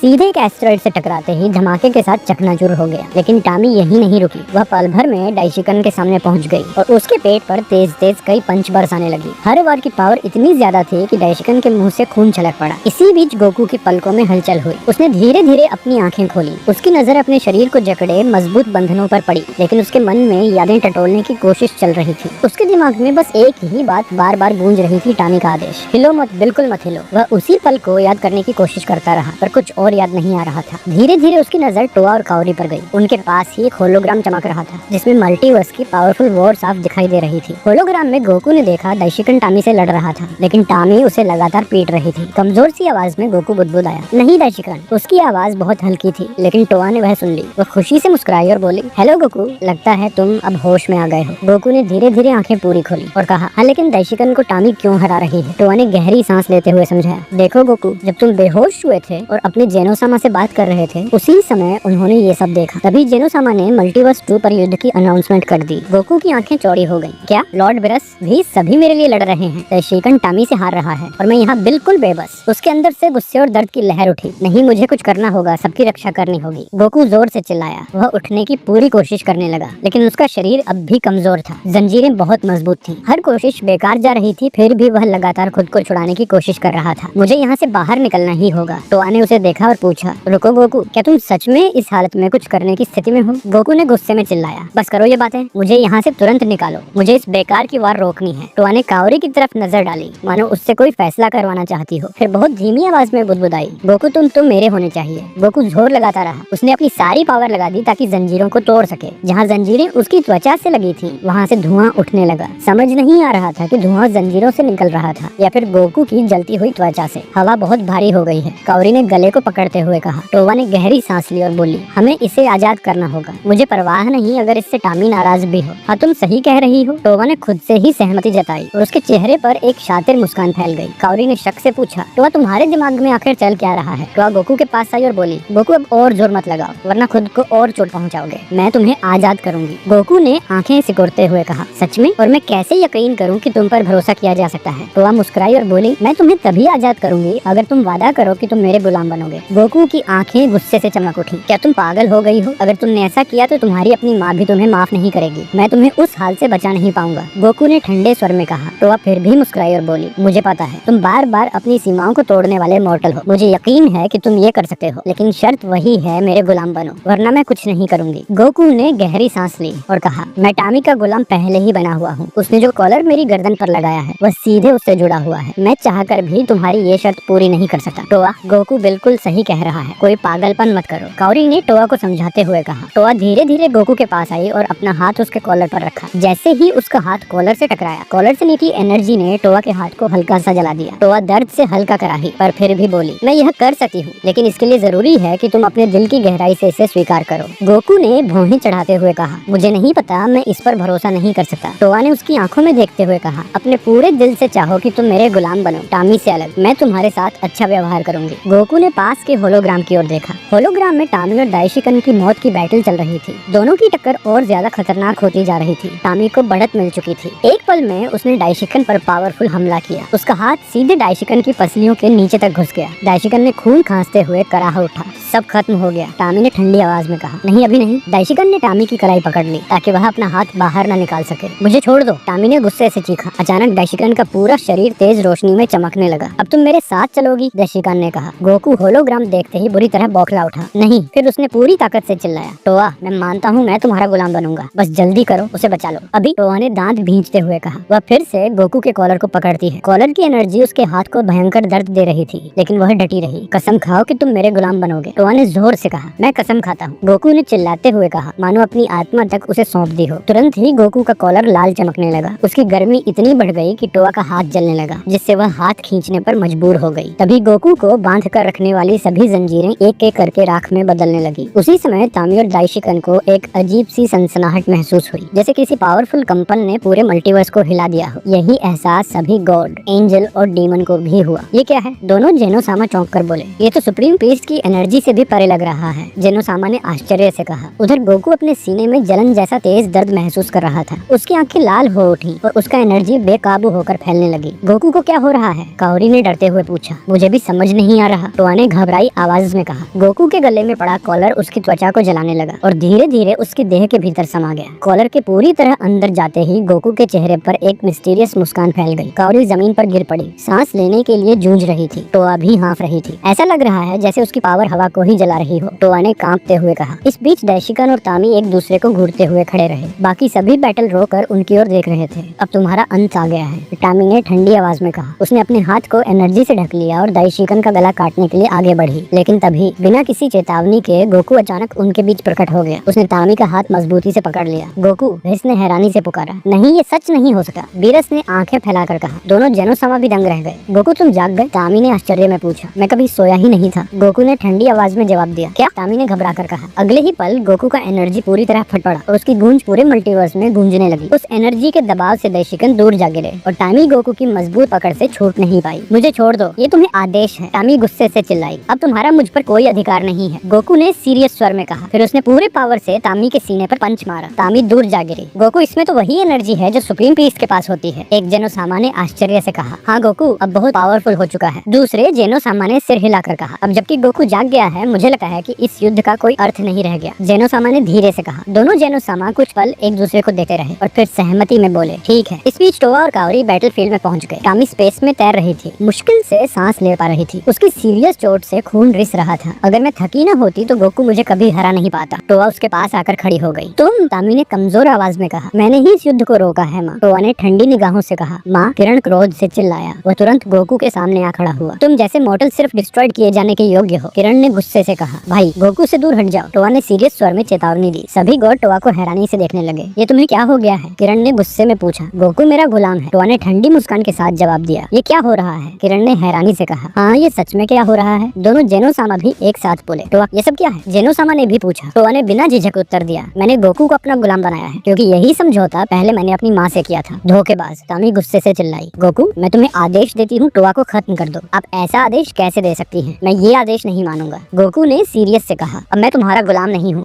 ये झूठ है। माँ, आप मत हिलिए, किरण ने चिंतित स्वर में कहा। अब मैं टोआ का हूँ, गोकू ने ठंडी आवाज में कहा। अचानक उसका पूरा शरीर लाल रंग की एनर्जी से ढक गया। वह एनर्जी देखने में कायोकिन जैसी लग रही थी, लेकिन असल में वो तकनीक नहीं थी। ये क्या है? बीरस ने आश्चर्य से कहा। भिस धीरे से बोला, इसमें एंजल जैसी एनर्जी भी है और डीमन जैसी एनर्जी भी। इसे तुरंत खत्म करो, वरना युद्ध दोबारा शुरू होगा। दोनों जेनो-सामा ने गुस्से में कहा। मैं कुछ नहीं कर सकता, टोआ ने सचमुच इसे बांध लिया है। जेनो-सामा ने सीरियस से कहा। तो फिर सब मिलकर हमला करो। दोनों जेनो-सामा ने आदेश दिया। रुकिए, टोआ ने बीच में टोक दिया। दोनों मल्टीवर्स के जेनो-सामा ने टोआ को सीरियस निगाहों से देखा। टोआ ने गहरी सांस लेते हुए कहा। मैंने गोकू को गुलाम बनाया सिर्फ इसलिए ताकि उसे अपनी माँ से मुक्त कर सकूं, लेकिन मैं तैयार हूँ कि गोकू दोनों मल्टीवर्स के बीच आ जा सके। वो मेरा गुलाम रहेगा, लेकिन आप सबसे मिल भी सकेगा। ठीक है, एक जेनो-सामा ने कहा। तो युद्ध समाप्त होता है, दूसरे जेनो-सामा ने अनाउंसमेंट कर दी। तामी गुस्से से कांप उठी, मगर उसकी थकान इतनी बढ़ चुकी थी कि वह बेहोश होकर गिर पड़ी। अपनी माँ का ध्यान रखो, गोकू ने सीरियस आवाज में कहा और धीरे धीरे पीछे हटने लगा। ये सब तुम्हारी ही वजह से हुआ है, किरण ने गोकू से कहा। आज जेनो-सामा अचानक कराह उठा। क्या हुआ? एक जेनो-सामा ने चिंतित होकर पूछा। हाँ, क्या हो रहा है? दूसरे जेनो-सामा ने भी सवाल किया। जेनो-सामा ने गहरी सांस लेकर जवाब दिया। जब किरण गुस्से में आता है तो उसे कोई नहीं रोक सकता। किरण तुरंत गोकू की ओर बढ़ा और पावरफुल पंच मारा, लेकिन गोकू ने हल्के से साइड होकर उसका हमला टाल दिया। इसके बाद किरण ने गोकू पर लगातार कई हमले किए, पर उसका एक भी वार गोकू को छू नहीं पाया। ये मुमकिन नहीं है, किरण ने हैरानी से कहा। गोकू ने ठंडी आवाज में कहा। बेहतर होगा कि तुम शांत हो जाओ, क्योंकि मेरा मूड अच्छा नहीं है। इस बीच दशिकन को उनके बेटे सहारा दे रहे थे, लेकिन थामी को उसके डीमन से ज्यादा समर्थन नहीं मिल रहा था, क्योंकि सब जानते थे कि उसी की वजह से यह मल्टीवर्सल युद्ध शुरू हुआ था। मैंने कहा था शांत हो जाओ, गोकू ने दांत भींचते हुए कहा, लेकिन किरण नहीं माना। उसने पूरी पावर से गोकू के चेहरे पर पंच जड़ दिया, जिससे गोकू का चेहरा हल्का सा एक ओर मुड़ गया। मैं कभी शांत नहीं होने वाला, किरण जोर से गरजा। और मैं कह रहा हूँ कि मेरा मूड खराब है। गोकू दहाड़ा और अचानक पावरफुल पंच किरण के पेट पर मारा। किरण का शरीर झटका खा गया और उसके मुंह से खून की बौछार निकल पड़ी। गोकू की पावर इतनी पावरफुल थी कि किरण खुद दंग रह गया। ये कैसी एनर्जी है? किरण ने कांपती आवाज में कहा। गोकू की सांसें भारी हो गईं। उसका सीना तेजी से ऊपर नीचे हो रहा था। ऐसा लग रहा था मानो उसका गुस्सा किसी भी क्षण एक्सप्लोजन कर देगा। किरण ने पूरी पावर से गोकू की ओर मारा, लेकिन तभी टोआ गोकू के सामने आकर खड़ी हो गई। अब बस करो, ज्यादा समस्या मत खड़ी करो। युद्ध अब खत्म हो चुका है, मुझे कोई फर्क नहीं पड़ता, किरण गुस्से से बोला और उसने टोआ को जोर से धक्का देकर साइड में गिरा दिया। गोकू ने देखा और उसका गुस्सा और भड़क उठा। किरण ने तुरंत एनर्जी से भरा हुआ पंच गोकू पर फेंका, लेकिन उसी क्षण गोकू ने उसका हमला रोककर उसका हाथ ही काट डाला। किरण दर्द से चीख उठा। सभी गॉड, एंजल और डीमन इस दृश्य को देखकर दंग रह गए। ये सच नहीं हो सकता, किरण बुदबुदाया। गोकू ने तुरंत एक एनर्जी वेव छोड़ी, जिसने किरण को दूर आकाश में पटक दिया। उसका शरीर बुरी तरह घायल हो चुका था और वह मुश्किल से सांस ले पा रहा था। गोकू का एनर्जी अब कंट्रोल से बाहर हो रहा है। गोकू खुद को शांत करने की कोशिश कर रहा था, लेकिन उसकी एनर्जी काबू में नहीं आ रही थी। गोकू, मेरी ओर देखो, टोआ ने ऊंची आवाज में कहा। अब कोई युद्ध नहीं है, तुम्हारे दोस्त सुरक्षित हैं, तुम अकेले नहीं हो। टोआ ने दशिकन और वेस की ओर नजर डाली। दोनों ने संकेत समझ लिया और गोकू के सामने आकर खड़े हो गए। गोकू, सब कुछ ठीक है, वेस ने शांत और दयालु स्वर में कहा। हाँ, सब कुछ ठीक है। दशिकन ने भी सहमति जताई। धीरे धीरे गोकू का एनर्जी स्थिर होने लगा। उसका ओरा शांत हो गया और वह बेस फॉर्म में लौट आया। गोकू, याद रखो कि तुम मेरे गुलाम हो, टोआ ने हल्की मुस्कान के साथ कहा। अगर चाहो तो मल्टीवर्स 1 में जाकर अपने दोस्तों से मिल सकते हो। जब ये ठीक हो जाए तब वापस मेरे पास आ जाना। जेनो-सामा ने ध्यान से सुना और फिर बोले, भाई सुनो, मैं चाहता हूँ कि तुम टामी पर कुछ कदम उठाओ। दूसरे जेनो-सामा ने कहा, मैं एक नए कैंडिडेट की तलाश करूंगा, लेकिन याद रखना मुझे दोबारा युद्ध के लिए मजबूर मत करना। जेनो-सामा ने सीरियस स्वर में कहा, यह तभी होगा अगर तुम्हारे डीमन फिर से मल्टीवर्स 1 में न लौटें। हाँ, डीमन को अब और हस्तक्षेप नहीं करना चाहिए। दूसरे जेनो-सामा ने सहमति जताई। इसके बाद हर कोई अपने अपने मल्टीवर्स में लौट गया। गोकू दशिकन और अन्य गॉड के साथ था। वे सभी धीरे धीरे अपनी चोटों से उबर रहे थे। इसी दौरान तामी और किरण को धीरे धीरे उपचार मिल रहा था। जेनो-सामा सीरियस से खड़ा था। उसके मन में बस यही विचार था कि तामी से जवाब लिया जाएगा। सबसे पहले किरण जागा, क्योंकि वह एक सुप्रीम डीमन था, इसलिए उसका शरीर जल्दी ठीक हो गया। लेकिन तामी का ट्रीटमेंट डिफिकल्ट था, क्योंकि वह सुप्रीम प्रीस्ट थी। किरण ने आंखें खोली और हैरानी से पूछा, मैं कहाँ हूँ? जेनो-सामा ने सख्त लहजे में जवाब दिया, अभी अभी तुम्हें गोकू ने डिफीटेड किया है। किरण ने घबराते हुए झुककर ग्रीटिंग्स किया, माय लॉर्ड। फिर उसने नजरें आंखें घुमाई और अपनी माँ को देखा। उसे देखकर वह कांप उठा और डर से बोला, माँ। टोआ ने हल्की आवाज में कहा, वह ठीक हो जाएगी। लेकिन किरण ने गुस्से में कहा, तुम एक गद्दार हो, चुप रहो। जेनो सामा ने तेज आवाज में उसे डांटा। किरण कांपते हुए बोला, माय लॉर्ड। जेनो सामा ने कहा, अब से टोआ नई सुप्रीम प्रीस्ट होगी। टामी को उसके पद से हटा दिया जाएगा। किरण घबराहट में बोला, मेरी माँ का क्या होगा? जेनो सामा ने ठंडे स्वर में उत्तर दिया, जब वह जागेगी तब देखा जाएगा। लेकिन यह कहना जरूरी है कि पूरा यह समस्या उसी की वजह से है। धीरे धीरे तामी ने अपनी आंखें खोली। वह पूरी तरह से ठीक नहीं हुई थी। क्या हुआ? तामी ने कमजोर आवाज में पूछा। तामी, खड़ी हो जाओ, जेनो सामा ने गुस्से से कहा। तामी ने कांपते हुए झुककर ग्रीटिंग्स किया और बोली, माय लॉर्ड। लेकिन अभी भी वह संतुलन बनाए रखने में मुश्किल महसूस कर रही थी। उसकी आंखों में डर साफ झलक रहा था। जेनो सामा की खतरनाक और ठंडी निगाहें उस पर जमी थी। माय लॉर्ड, अगर आप अनुमति दें तो मैं समझा सकती हूँ, तामी ने डरते डरते कहा। चुप रहो। जेनो सामा की आवाज इतनी तेज गूंजी कि पूरा महल कांप उठा।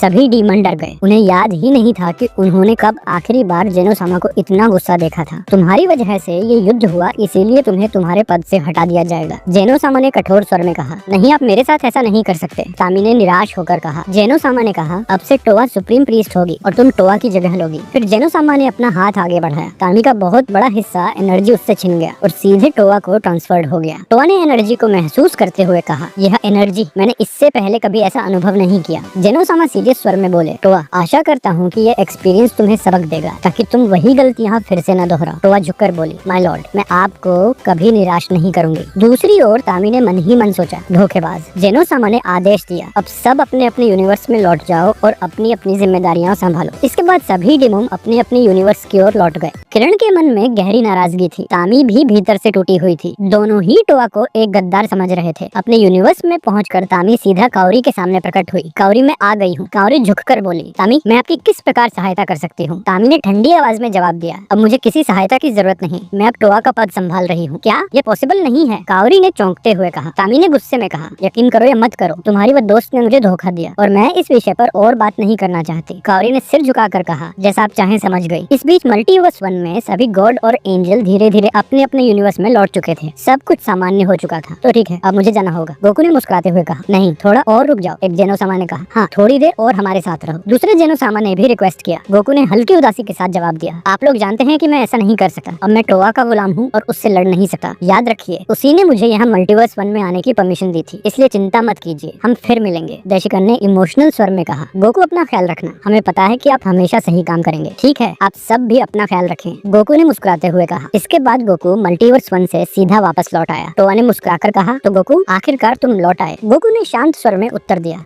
आखिरकार मैं लौट आया हूँ क्योंकि मैं तुम्हारा गुलाम हूँ। इसी बीच जेनो सामा ने गोकू को देखकर कहा, गोकू, तुम वापस आ गए? गोकू मुस्कुराते हुए बोला, हाँ, मैं जल्द ही लौट आऊंगा। जेनो सामा ने उत्साहित होकर कहा, मेरे साथ खेलो ना। गोकू ने हल्की मुस्कान के साथ जवाब दिया, पता नहीं, सब टोआ पर निर्भर करता है। टोआ ने सहज स्वर में कहा, मेरी ओर से तो कोई आपत्ति नहीं। वह कमाल है, जेनो सामा खुशी से चिल्लाए। इसके बाद गोकू कई घंटों तक जेनो सामा के साथ खेलता रहा। टोआ चुपचाप यह सब देखती रही। सब कुछ शांत और स्थिर प्रतीत हो रहा था। लेकिन दूसरी ओर किरण के दिल में आग जल रही थी। वह बेहद गुस्से में था और उसने तय किया कि वह अपनी माँ से मिलेगा। किरण ने तामी से कहा, चलो माँ, अगर हम दोनों साथ हों तो गोकू को जरूर हरा देंगे। लेकिन तामी ने थके स्वर में उत्तर दिया, नहीं बेटा, बेहतर यही होगा कि सब कुछ यहीं समाप्त हो जाए। अगर फिर कोई समस्या खड़ी हुई तो जेनो सामा मुझे कभी माफ नहीं करेंगे। किरण गुस्से में कहा, मुझे यकीन नहीं होता कि तुम जैसी कोई ये कह रही हो। देखो, उस टोआ ने तुम्हारा पद छीन लिया जबकि वो तुम्हारी अपनी बेटी है। इसी बीच कावरी ने नाराजगी से कहा, किरण, जरा अपनी माँ से ढंग से बात करो। किरण की आंखों में गुस्सा चमक उठा। उसने अपनी एनर्जी का एक्सप्लोजन किया और कावरी को दूर फेंक दिया। चुप रहो, मैं तुमसे बात नहीं कर रहा हूँ, किरण चिल्लाया। बस करो किरण, मैं अब कोई विद्रोह नहीं चाहती, तामी ने सख्ती से कहा। जेनो सामा ने मेरे अधिकतर एनर्जी छीन ली है और उन्हें टोआ को दे दिया है। अब वह मुझसे कहीं अधिक पावरफुल है, मैं उसके सामने नहीं टिक सकती। किरण ने गुस्से में कहा, माँ, सब कुछ सिर्फ एनर्जी पर निर्भर नहीं करता, मैं कोई और तरीका ढूंढ लूंगा। ये कहकर किरण गुस्से में वहाँ से चला गया। गोकू के जाने के बाद कई दिन बीत गए। वह अब मल्टीवर्स 2 में अपनी नई जिंदगी बिता रहा था। लेकिन दूसरी ओर मल्टीवर्स 1 में दोनों जेनो सामा का मूड ठीक नहीं था। मुझे गोकू की बहुत याद आ रही है, एक जेनो सामा ने कहा। हाँ, मुझे भी, मैं भी गोकू को याद कर रहा हूँ, दूसरे जेनो सामा ने उत्तर दिया। दाइशिकन ने तुरंत झुककर कहा, माय लॉर्ड, हमें कोई और विकल्प नहीं है, हमें इंतजार करना होगा जब तक गोकू खुद लौट कर नहीं आता। लेकिन जेनो सामा दोनों ने सीरियस से कहा, नहीं, हमें इंतजार नहीं करना चाहिए, गोकू को वापस लाना ही होगा। दाइशिकन थोड़े असहज स्वर में बोले, लेकिन यह तो आपकी सीधी परमिशन है। दोनों जेनो सामा ने सख्ती से कहा, बिल्कुल, यह आदेश है। दाइशिकन ने गहरी सांस ली और कहा, मैं समझ गया। इसके बाद दाइशिकन सीधे बिरस के प्लेनेट पर पहुंचे। बिरस,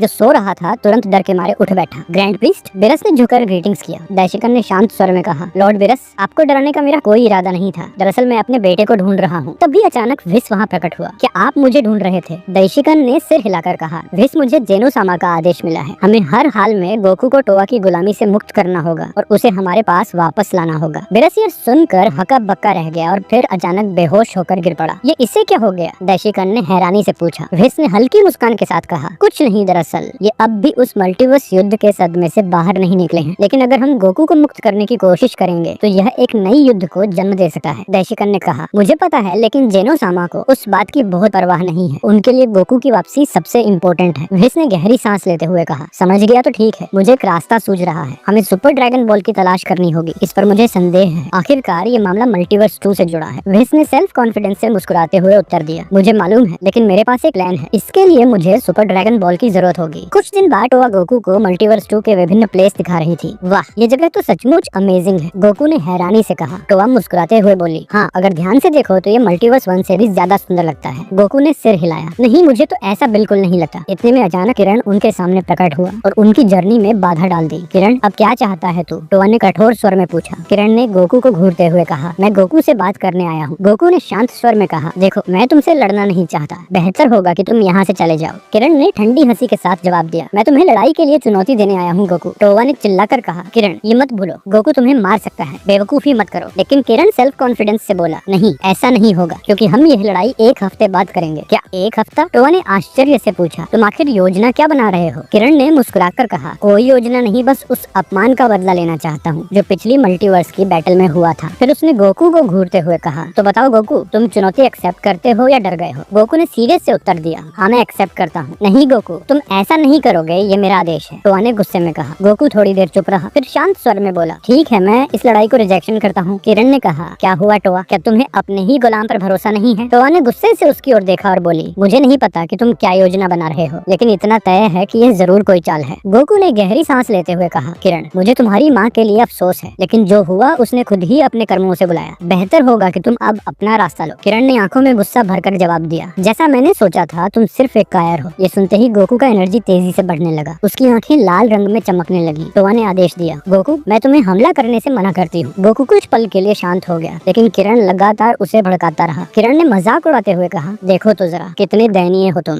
सच में तुम एक निकम्मे कायर के अलावा कुछ नहीं हो। ये सुनकर गोकू ने जोरदार दहाड़ लगाई, उसका एनर्जी पूरे क्षेत्र में फैल गया और वह युद्ध के लिए तैयार हो गया। टोवा ने दोबारा चिल्लाकर कहा, गोकू रुक जाओ, लेकिन गोकू ने उसकी बातों को नजरअंदाज कर दिया। वह सीधा किरण पर टूट पड़ा और गले से पकड़ लिया। गोकू की पकड़ इतनी मजबूत थी कि किरण को सांस लेने में तकलीफ होने लगी। किरण मन ही मन सोच रहा था, शैतान, ये तो मेरी सोच से कहीं ज्यादा पावरफुल है। गोकू ने किरण की गर्दन पर दबाव बनाए रखा। टोवा चिल्लाई, गोकू, उसे छोड़ दो, लेकिन गोकू ने कोई जवाब नहीं दिया। किरण ने पूरी स्ट्रेंथ से गोकू के चेहरे पर पंच मारा और किसी तरह खुद को छुड़ा लिया। फिर भी गोकू काबू में नहीं था, उसका गुस्सा बढ़ता ही जा रहा था। गोकू फिर से पूरे पावर से किरण पर हमला करने दौड़ा, लेकिन इस बार टोवा उसके सामने आ खड़ी हुई और बोली, गोकू, ये मेरा ऑर्डर है, रुको। गोकू रुक तो गया, मगर मन के भीतर अब भी लड़ाई की इच्छा थी। उसके भीतर का एंजल डिमन पावर लगातार और पावर की मांग कर रहा था। टोवा ने सीरियस से कहा, किरण, यहाँ से चले जाओ, अगर तुम रुके तो मैं गोकू को रोक नहीं पाऊंगी और वह तुम्हें मार डालेगा। किरण ने हंसते हुए जवाब दिया, मैंने सही सोचा था, तुम्हारा गोकू पर कंट्रोल अधूरा है। टोवा ने गुस्से से कहा, कमबख्त, तुम बहुत मूर्ख हो, इससे हालात और बिगड़ेंगे। किरण सेल्फ कॉन्फिडेंस से बोला, 3 दिन बाद हमारी बैटल होगी और तब देखना मैं तुम्हारे गोकू को हराऊंगा। ये कहकर किरण वहाँ से चला गया। गोकू अभी भी अस्थिर था। टोवा उसके पास आई और कंधे पर हाथ रखकर पूछा, गोकू, क्या तुम ठीक हो? लेकिन जैसे ही उसने हाथ रखा, उसकी हथेली जल गई। टोवा मन ही मन सोचने लगी, ओ गॉड, इसके अंदर कितनी पावरफुल एनर्जी है। इसी बीच किरण अपनी माँ के पास लौटा। माँ, मुझे पहले से पता था। किस बारे में? किरण ने जवाब दिया, टोवा का गोकू पर पूरा कंट्रोल नहीं है, उसका कंट्रोल केवल आंशिक है। अगर हम गोकू को और गुस्सा दिलाएंगे तो टोवा उस पर से पूरी तरह काबू खो देगी। तामी की आंखें चमक उठी। सचमुच? हाँ माँ, यही तो की है जिससे टोवा अपना कंट्रोल खो देगी, किरण ने कहा। तामी ने दुष्ट मुस्कान के साथ कहा, तो फिर ऐसा ही करो। इसके बाद किरण टाइम चैम्बर में एंट्री कर गया ताकि अपनी पावर को और बढ़ा सके। वह वहाँ वर्षों तक ट्रेनिंग करता रहा। बाहर की दुनिया में 5 साल ही बीते, लेकिन किरण के लिए बहुत अधिक समय बीत चुका था। किरण पूरी तरह तैयार था। उसने सेल्फ कॉन्फिडेंस से कहा, अब जब मैं गोकू से लड़ूंगा तो निश्चित ही उसे हरा दूंगा और टोवा हमेशा के लिए उस पर से कंट्रोल खो देगी। इसी दौरान व्हिस और वाडोस ने मिलकर सुपर ड्रैगन बॉल को कलेक्ट कर लिया था। वाडोस ने खुशी से कहा, हमने सभी सुपर ड्रैगन बॉल इकट्ठा कर ली है। दाइशिकन मुस्कुराते हुए बोले, बहुत अच्छा, आखिरकार 5 दिन लग गए। दाइशिकन ने सीरियस स्वर में कहा, याद रखो, सुपर ड्रैगन बॉल यूनिवर्स 6 और 7 के बीच बिखरी रहती है। इन्हें कलेक्ट करना आसान नहीं है, यहाँ तक कि मेरी बहन की मदद से भी नहीं। व्हिस ने सिर झुकाकर कहा, जी समझ गया। कुछ ही समय बाद दाइशिकन तैयार थे। उन्होंने प्राचीन शब्द बोले और सुपर शेनरान प्रकट हुआ। मुझसे कहो तुम्हारी इच्छा क्या है, मैं कुछ भी पूरा कर सकता हूँ। दाइशिकन ने कहा, मेरी इच्छा है कि गोकू अब टोआ के नियंत्रण में न रहे। सुपर शेनरान कुछ पल चुप रहा और फिर बोला, ये इच्छा पूरी नहीं हो सकती, तुम्हें कोई और इच्छा मांगनी होगी। क्या ये कैसे पॉसिबल है? दाइशिकन क्रोधित हो गए। सुपर शेनरान ने शांत स्वर में समझाया, गोकू पूरी तरह से मल्टीवर्स 2 का हिस्सा बन चुका है। उसके अंदर मल्टीवर्स 1 का बहुत कम अंश बचा है। मेरे पावर का असर केवल उसी हिस्से पर हो सकता है। मल्टीवर्स 2 के मॉडल पर मेरी पावर काम नहीं करती। दाइशिकन स्तब्ध रह गए। नहीं यकीन नहीं होता तो अब वह हमारे मल्टीवर्स से ज्यादा उस दूसरे मल्टीवर्स से जुड़ चुका है। उन्होंने गहरी सांस लेकर कहा, ठीक है सुपर शेनरान, गोकू के मल्टीवर्स 1 वाले हिस्से पर काम करो। सुपर शेनरान गरजते हुए बोला, ठीक है, लेकिन याद रखो ये इच्छा पूरी तरह सफल नहीं होगी। गोकू केवल 15% तक ही टोआ के कंट्रोल से आजाद हो पाएगा। फिर अचानक सुपर शेनरान तेज प्रकाश में चमका और इच्छा पूरी कर दी। इसी समय मल्टीवर्स 2 में गोकू ने अपना सीना पकड़ते हुए आश्चर्य से कहा, ये कैसी अजीब सी फीलिंग है, मेरे अंदर क्या हो रहा है? तभी अचानक किरण उसके सामने आ गया। बहुत बढ़िया गोकू, अब समय आ गया है हमारी लड़ाई का। टोआ गुस्से से चीख पड़ी, किरण तुम सच में बहुत बड़ा सिरदर्द। किरण ने ठंडी नजरों से कहा, इस बार मैं गोकू को हराकर ही रहूंगा। उसने अपना एनर्जी पूरी तरह बाहर निकाल दिया। उसकी एनर्जी का लेवल देख गोकू भी हैरान रह गया। गोकू सीरियस स्वर में बोला, लगता है तुमने डिफिकल्ट ट्रेनिंग की है। क्या तुम किसी टाइम चैम्बर में ट्रेनिंग कर रहे थे? किरण मुस्कुराया, वाह तुम सच में काफी समझदार हो। हाँ, और अब मैं देखना चाहता हूँ गोकू, असल में तुम कितने पावरफुल हो। तभी टोआ बीच में बोली, गोकू तुम्हें लड़ने की कोई जरूरत नहीं है। नहीं, मुझे ये लड़ाई लड़नी ही होगी। मैं तुम्हें मना करती हूँ, टोआ ने आदेश दिया। किरण हंसते हुए बोला, अगर तुमने गोकू को रोका तो मैं उस पर हमला करके उसे मजबूर कर दूंगा। इतना कहकर किरण पूरी पावर से गोकू की ओर झपटा और अपने पंच से वार किया, लेकिन गोकू आखिरी पल पर किनारे हट गया। टोआ ने गुस्से में चिल्लाकर कहा, गोकू लड़ाई छोड़ो और तुरंत मेरे पास आओ। गोकू कुछ पल को रुकने का सोच ही रहा था, लेकिन अगले ही पल उसने पलटकर एक पावरफुल पंच मारा। किरण कई मीटर दूर जाकर जमीन पर गिर पड़ा। उसके चेहरे पर हैरानी थी। नहीं, ये कैसे हो सकता है? इसकी पावर तो मेरी उम्मीद से कहीं ज्यादा है। तभी टोआ गुस्से से चिल्लाई, गोकू तुमने मेरी परमिशन की अवहेलना की। मैंने तुम्हारे साथ नरमी दिखाई थी, तुम्हें थोड़ी फ्रीडम भी दी थी, लेकिन अब मेरे पास और कोई ऑप्शन नहीं बचा। उसने अपनी उंगली गोकू की ओर तानी। गोकू अचानक अपना सिर पकड़कर दर्द से चिल्ला उठा। वह मेंटल कंट्रोल से जूझ रहा था। गोकू चीखा, बस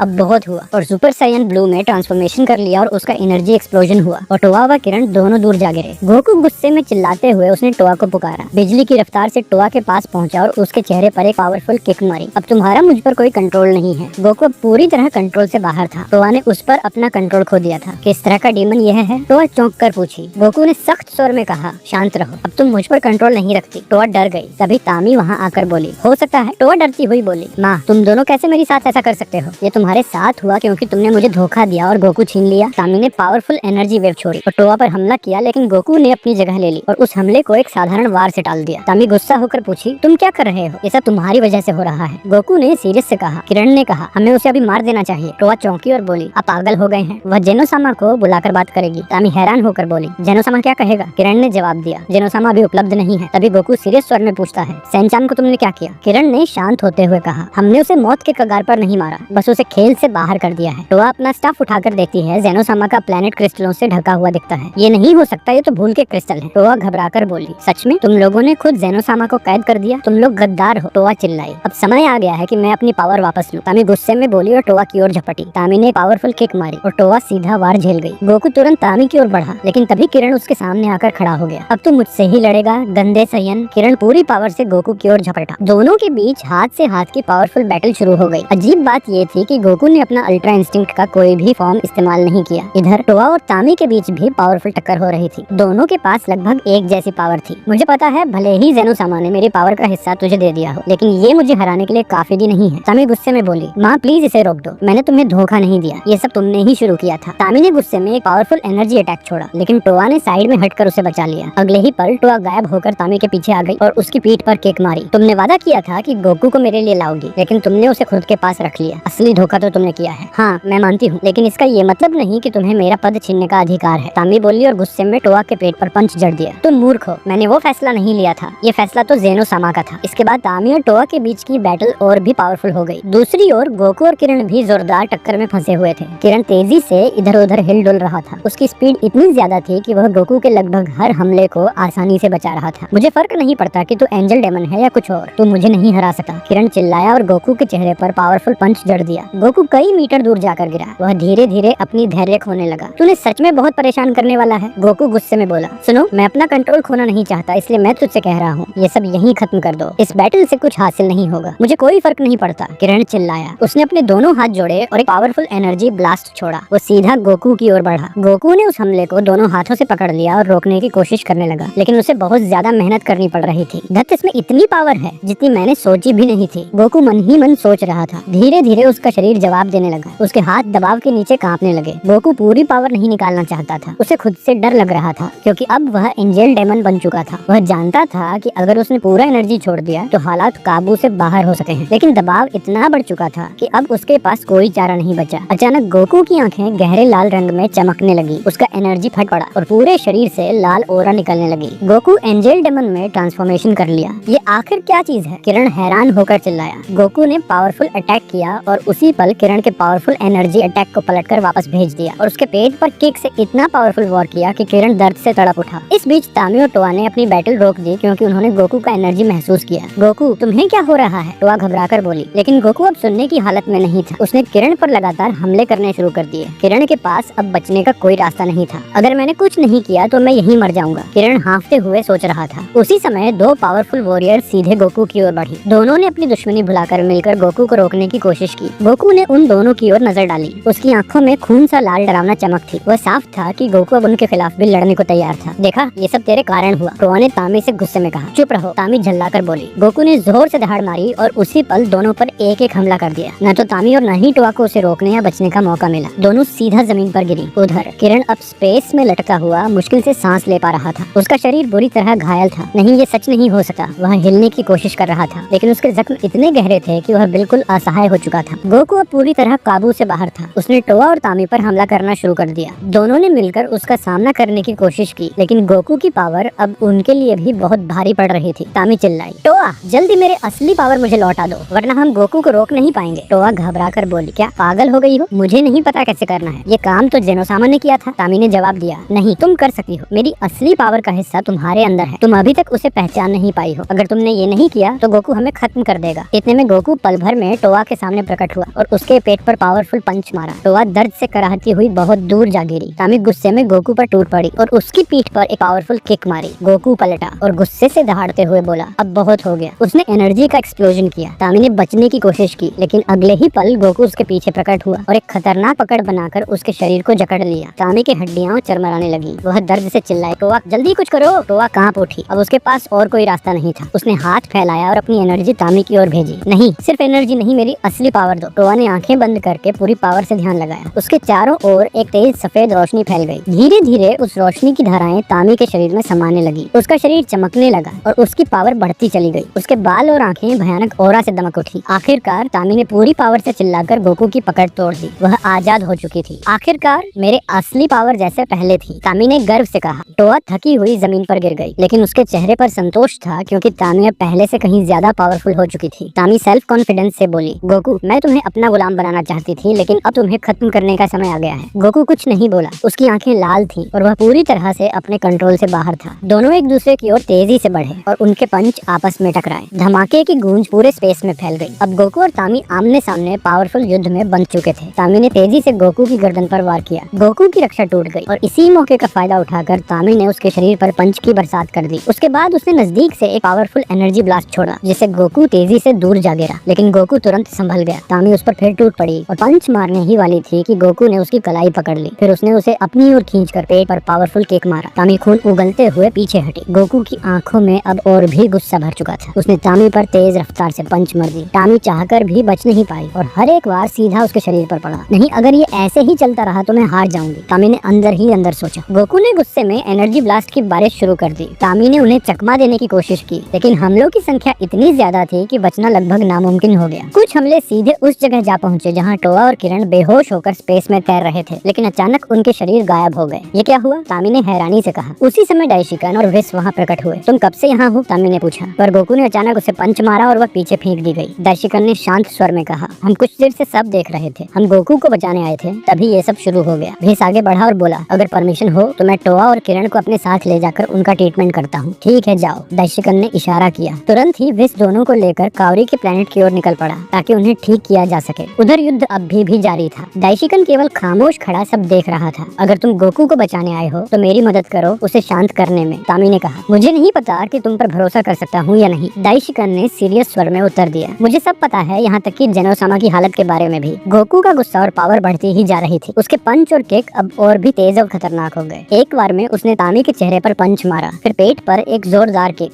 और उसके बाद सीने पर इतनी पावर से वार किया कि तामी कई मीटर दूर जा गिरी। किसी तरह संभल कर खड़ी हुई तो उसने देखा गोकू उसके सामने खड़ा है और एक एनर्जी ब्लास्ट छोड़ रहा है। नहीं, अब तो मैं खत्म हूँ, तामी ने घबरा कर सोचा, लेकिन ठीक उसी पल उस एनर्जी ब्लास्ट का रुख बदल गया। गोकू का हमला तामी को नहीं लगा। तुमने मेरी जान बचाई? तामी ने हैरानी से दाइशिकन की ओर देखा। दाइशिकन ने शांत स्वर में उत्तर दिया, मान लो ऐसा ही है। अगर तुम मर गई तो मुझे गोकू को काबू में करना और भी मुश्किल हो जाएगा। मुझे उसकी जरूरत है जिंदा हालत में। मेरा असली उद्देश्य है उसे जेनोसामा के पास ले जाना। ठीक है, मैं तुम्हारी मदद स्वीकार करती हूँ, लेकिन कोई चालबाजी मत करना, मुझे यह मंजूर है। दाइशिकन ने सिर हिलाया। दोनों साथ साथ खड़े हो गए, बैटल के लिए तैयार। गोकू ने यह देखा और उसका गुस्से और बढ़ गया। उसके शरीर से इतनी पावरफुल एनर्जी निकली कि चारों ओर तूफान सा छा गया। ऐसा लग रहा है जैसे उसकी एनर्जी कभी खत्म ही नहीं होती। दाइशिकन ने भौहें सिकोड़ते हुए कहा, हाँ, मुझे भी यही महसूस हो रहा है। तामी ने सीरियस से जवाब दिया। इसके बाद दोनों पूरी पावर से गोकू की ओर टूट पड़े। गोकू को अब दोनों से एक साथ लड़ने में मुश्किल होने लगी। आखिरकार दोनों ने मिलकर उसकी रक्षा तोड़ दी और सीधे उसके सीने पर हमला कर दिया। गोकू जोर से झटका खाकर कई मीटर दूर जा गिरा। तुरंत ही दाइशिकन और तामी ने मिलकर कई एनर्जी ब्लास्ट छोड़ी। वह सब गोकू पर जाकर बरसने लगी, लेकिन गोकू ने अपने हाथों को सीने पर बांध लिया और सब हमलों को सह गया। कुछ ही पलों में उसने अपनी पावर और बढ़ा दी। उसकी मसल्स फटने लगी और उसका शरीर और पावरफुल हो गया। ये तो मुमकिन ही नहीं, दाइशिकन ने नाराज होकर कहा। क्या इस मॉडल की एनर्जी अनंत है? तामी ने भी हैरानी से कहा। गोकू अब और भी तेजी से दाइशिकन की ओर झोटा। पूरी पावर से उसने उस पर धावा बोला और उसे अपने साथ घसीट कर ले गया। दाइशिकन,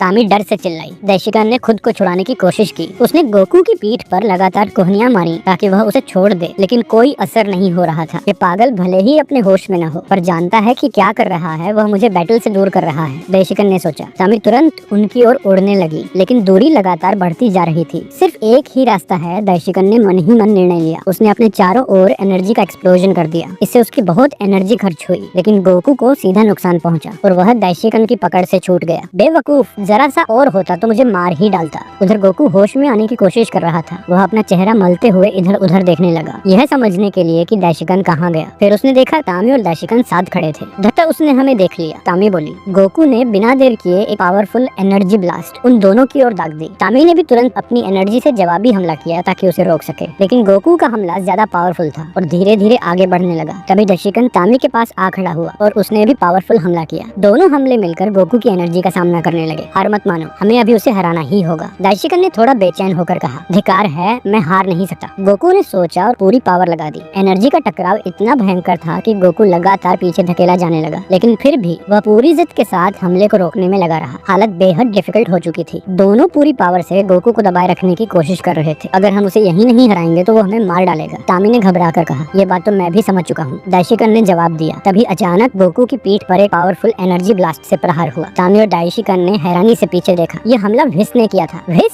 क्या तुम पागल हो गए हो? दाइशिकन ने चौंक कर कहा। मैं चुपचाप खड़ा होकर देख नहीं सकता था, विस ने सीरियस स्वर में उत्तर दिया। फिर एक और हमला गोकू की पीठ पर लगा। इस बार यह वाडोस थी। देरी के लिए क्षमा करना। गोकू पर दोनों के हमलों का असर बहुत कम हुआ, लेकिन तभी बाकी सभी एंजल भी वहाँ पहुँच गए। हर एक ने गोकू पर एक एक एनर्जी ब्लास्ट दागा। गोकू ने जोर लगाया, अपना पूरा एनर्जी फैलाया और उनके हमलों को रोकने की कोशिश की। वह कुछ देर के लिए उन्हें पीछे धकेलने में कामयाब भी हुआ, लेकिन एंजल ने तुरंत अपनी पावर दोबारा बढ़ा दी। इसके बाद मल्टीवर्स 2 के हर यूनिवर्स से आए सभी डीमन भी गोकू पर हमला करने लगे। अब पूरा आकाश हमलों से भर चुका था। हर कोई एक ही उद्देश्य से लड़ा, गोकू को रोकना। ये नजारा आमतौर पर कभी नहीं देखा जाता, दाइशिकन ने सीरियस से कहा। गोकू चारों ओर से हमलों से घिरा हुआ था। वह बुरी तरह दबाव महसूस करने लगा। धीरे धीरे उसकी पावर टूटने लगी। आखिरकार तामी और दाइशिकन ने बाकी सबके साथ मिलकर गोकू पर इतना वर्क किया कि वह हार गया। उसके चारों ओर से एक्सप्लोजन, इस एक्सप्लोजन की पावर इतनी थी कि सभी एंजल और डीमन दूर छिटक कर फेंक दिए गए। हालांकि उन्हें कोई गहरी चोट नहीं आई। दाइशिकन और तामी थककर चूर हो चुके थे। वे मुश्किल से हिल-डुल पा रहे थे। गोकू बेहोश पड़ा था, लेकिन अब भी जिंदा था। वाकई कितना बड़ा डिस्ट्रक्शन हुआ है, विस ने गहरी सांस लेते हुए कहा। इसके बाद विस ने हाथ उठाया और गोकू की ओर इशारा किया। तुरंत ही जंजीरें प्रकट हुईं, जो गोकू को जकड़ने लगी। फिर वाडोस ने भी अपनी पावर से अलग प्रकार की जंजीरें बनाकर गोकू को और मजबूती से बांध दिया। थोड़ी देर बाद दाइशिकन और तामी अपनी बची खुची पावर के साथ आगे बढ़े। दोनों ने मिलकर उन जंजीरों को और मजबूत कर दिया ताकि गोकू कभी भी आजाद न हो सके। ये सब याद रखना, पूरा संकट सिर्फ तामी की वजह से हुआ है, दाइशिकन ने कठोर स्वर में कहा। चुप रहो, बकवास बंद करो, तामी गुस्से में बोली। उसी समय टोआ प्रकट हुई और बाकी सभी डीमन उसके साथ खड़े हो गए। वह सही कह रहा है माँ, तुम ही इन सारी समस्याओं की जड़ हो, और साथ ही किरण भी, जिसने तुम्हारा साथ दिया। टोआ ने कहा। क्या तुम मुझसे इस तरह बात करने की हिम्मत कैसे कर सकती हो? तुम ही थी जिसने मुझे धोखा दिया, लेकिन उसने जेनोसामा को कभी धोखा नहीं दिया, दाइशिकन ने सीरियस से जवाब दिया। क्या तुम अब उसके पक्ष में खड़े हो जाओगे? तामी चिल्लाई। मैं सिर्फ अपना मत रख रहा हूँ, दैशिकन शांत स्वर में बोला।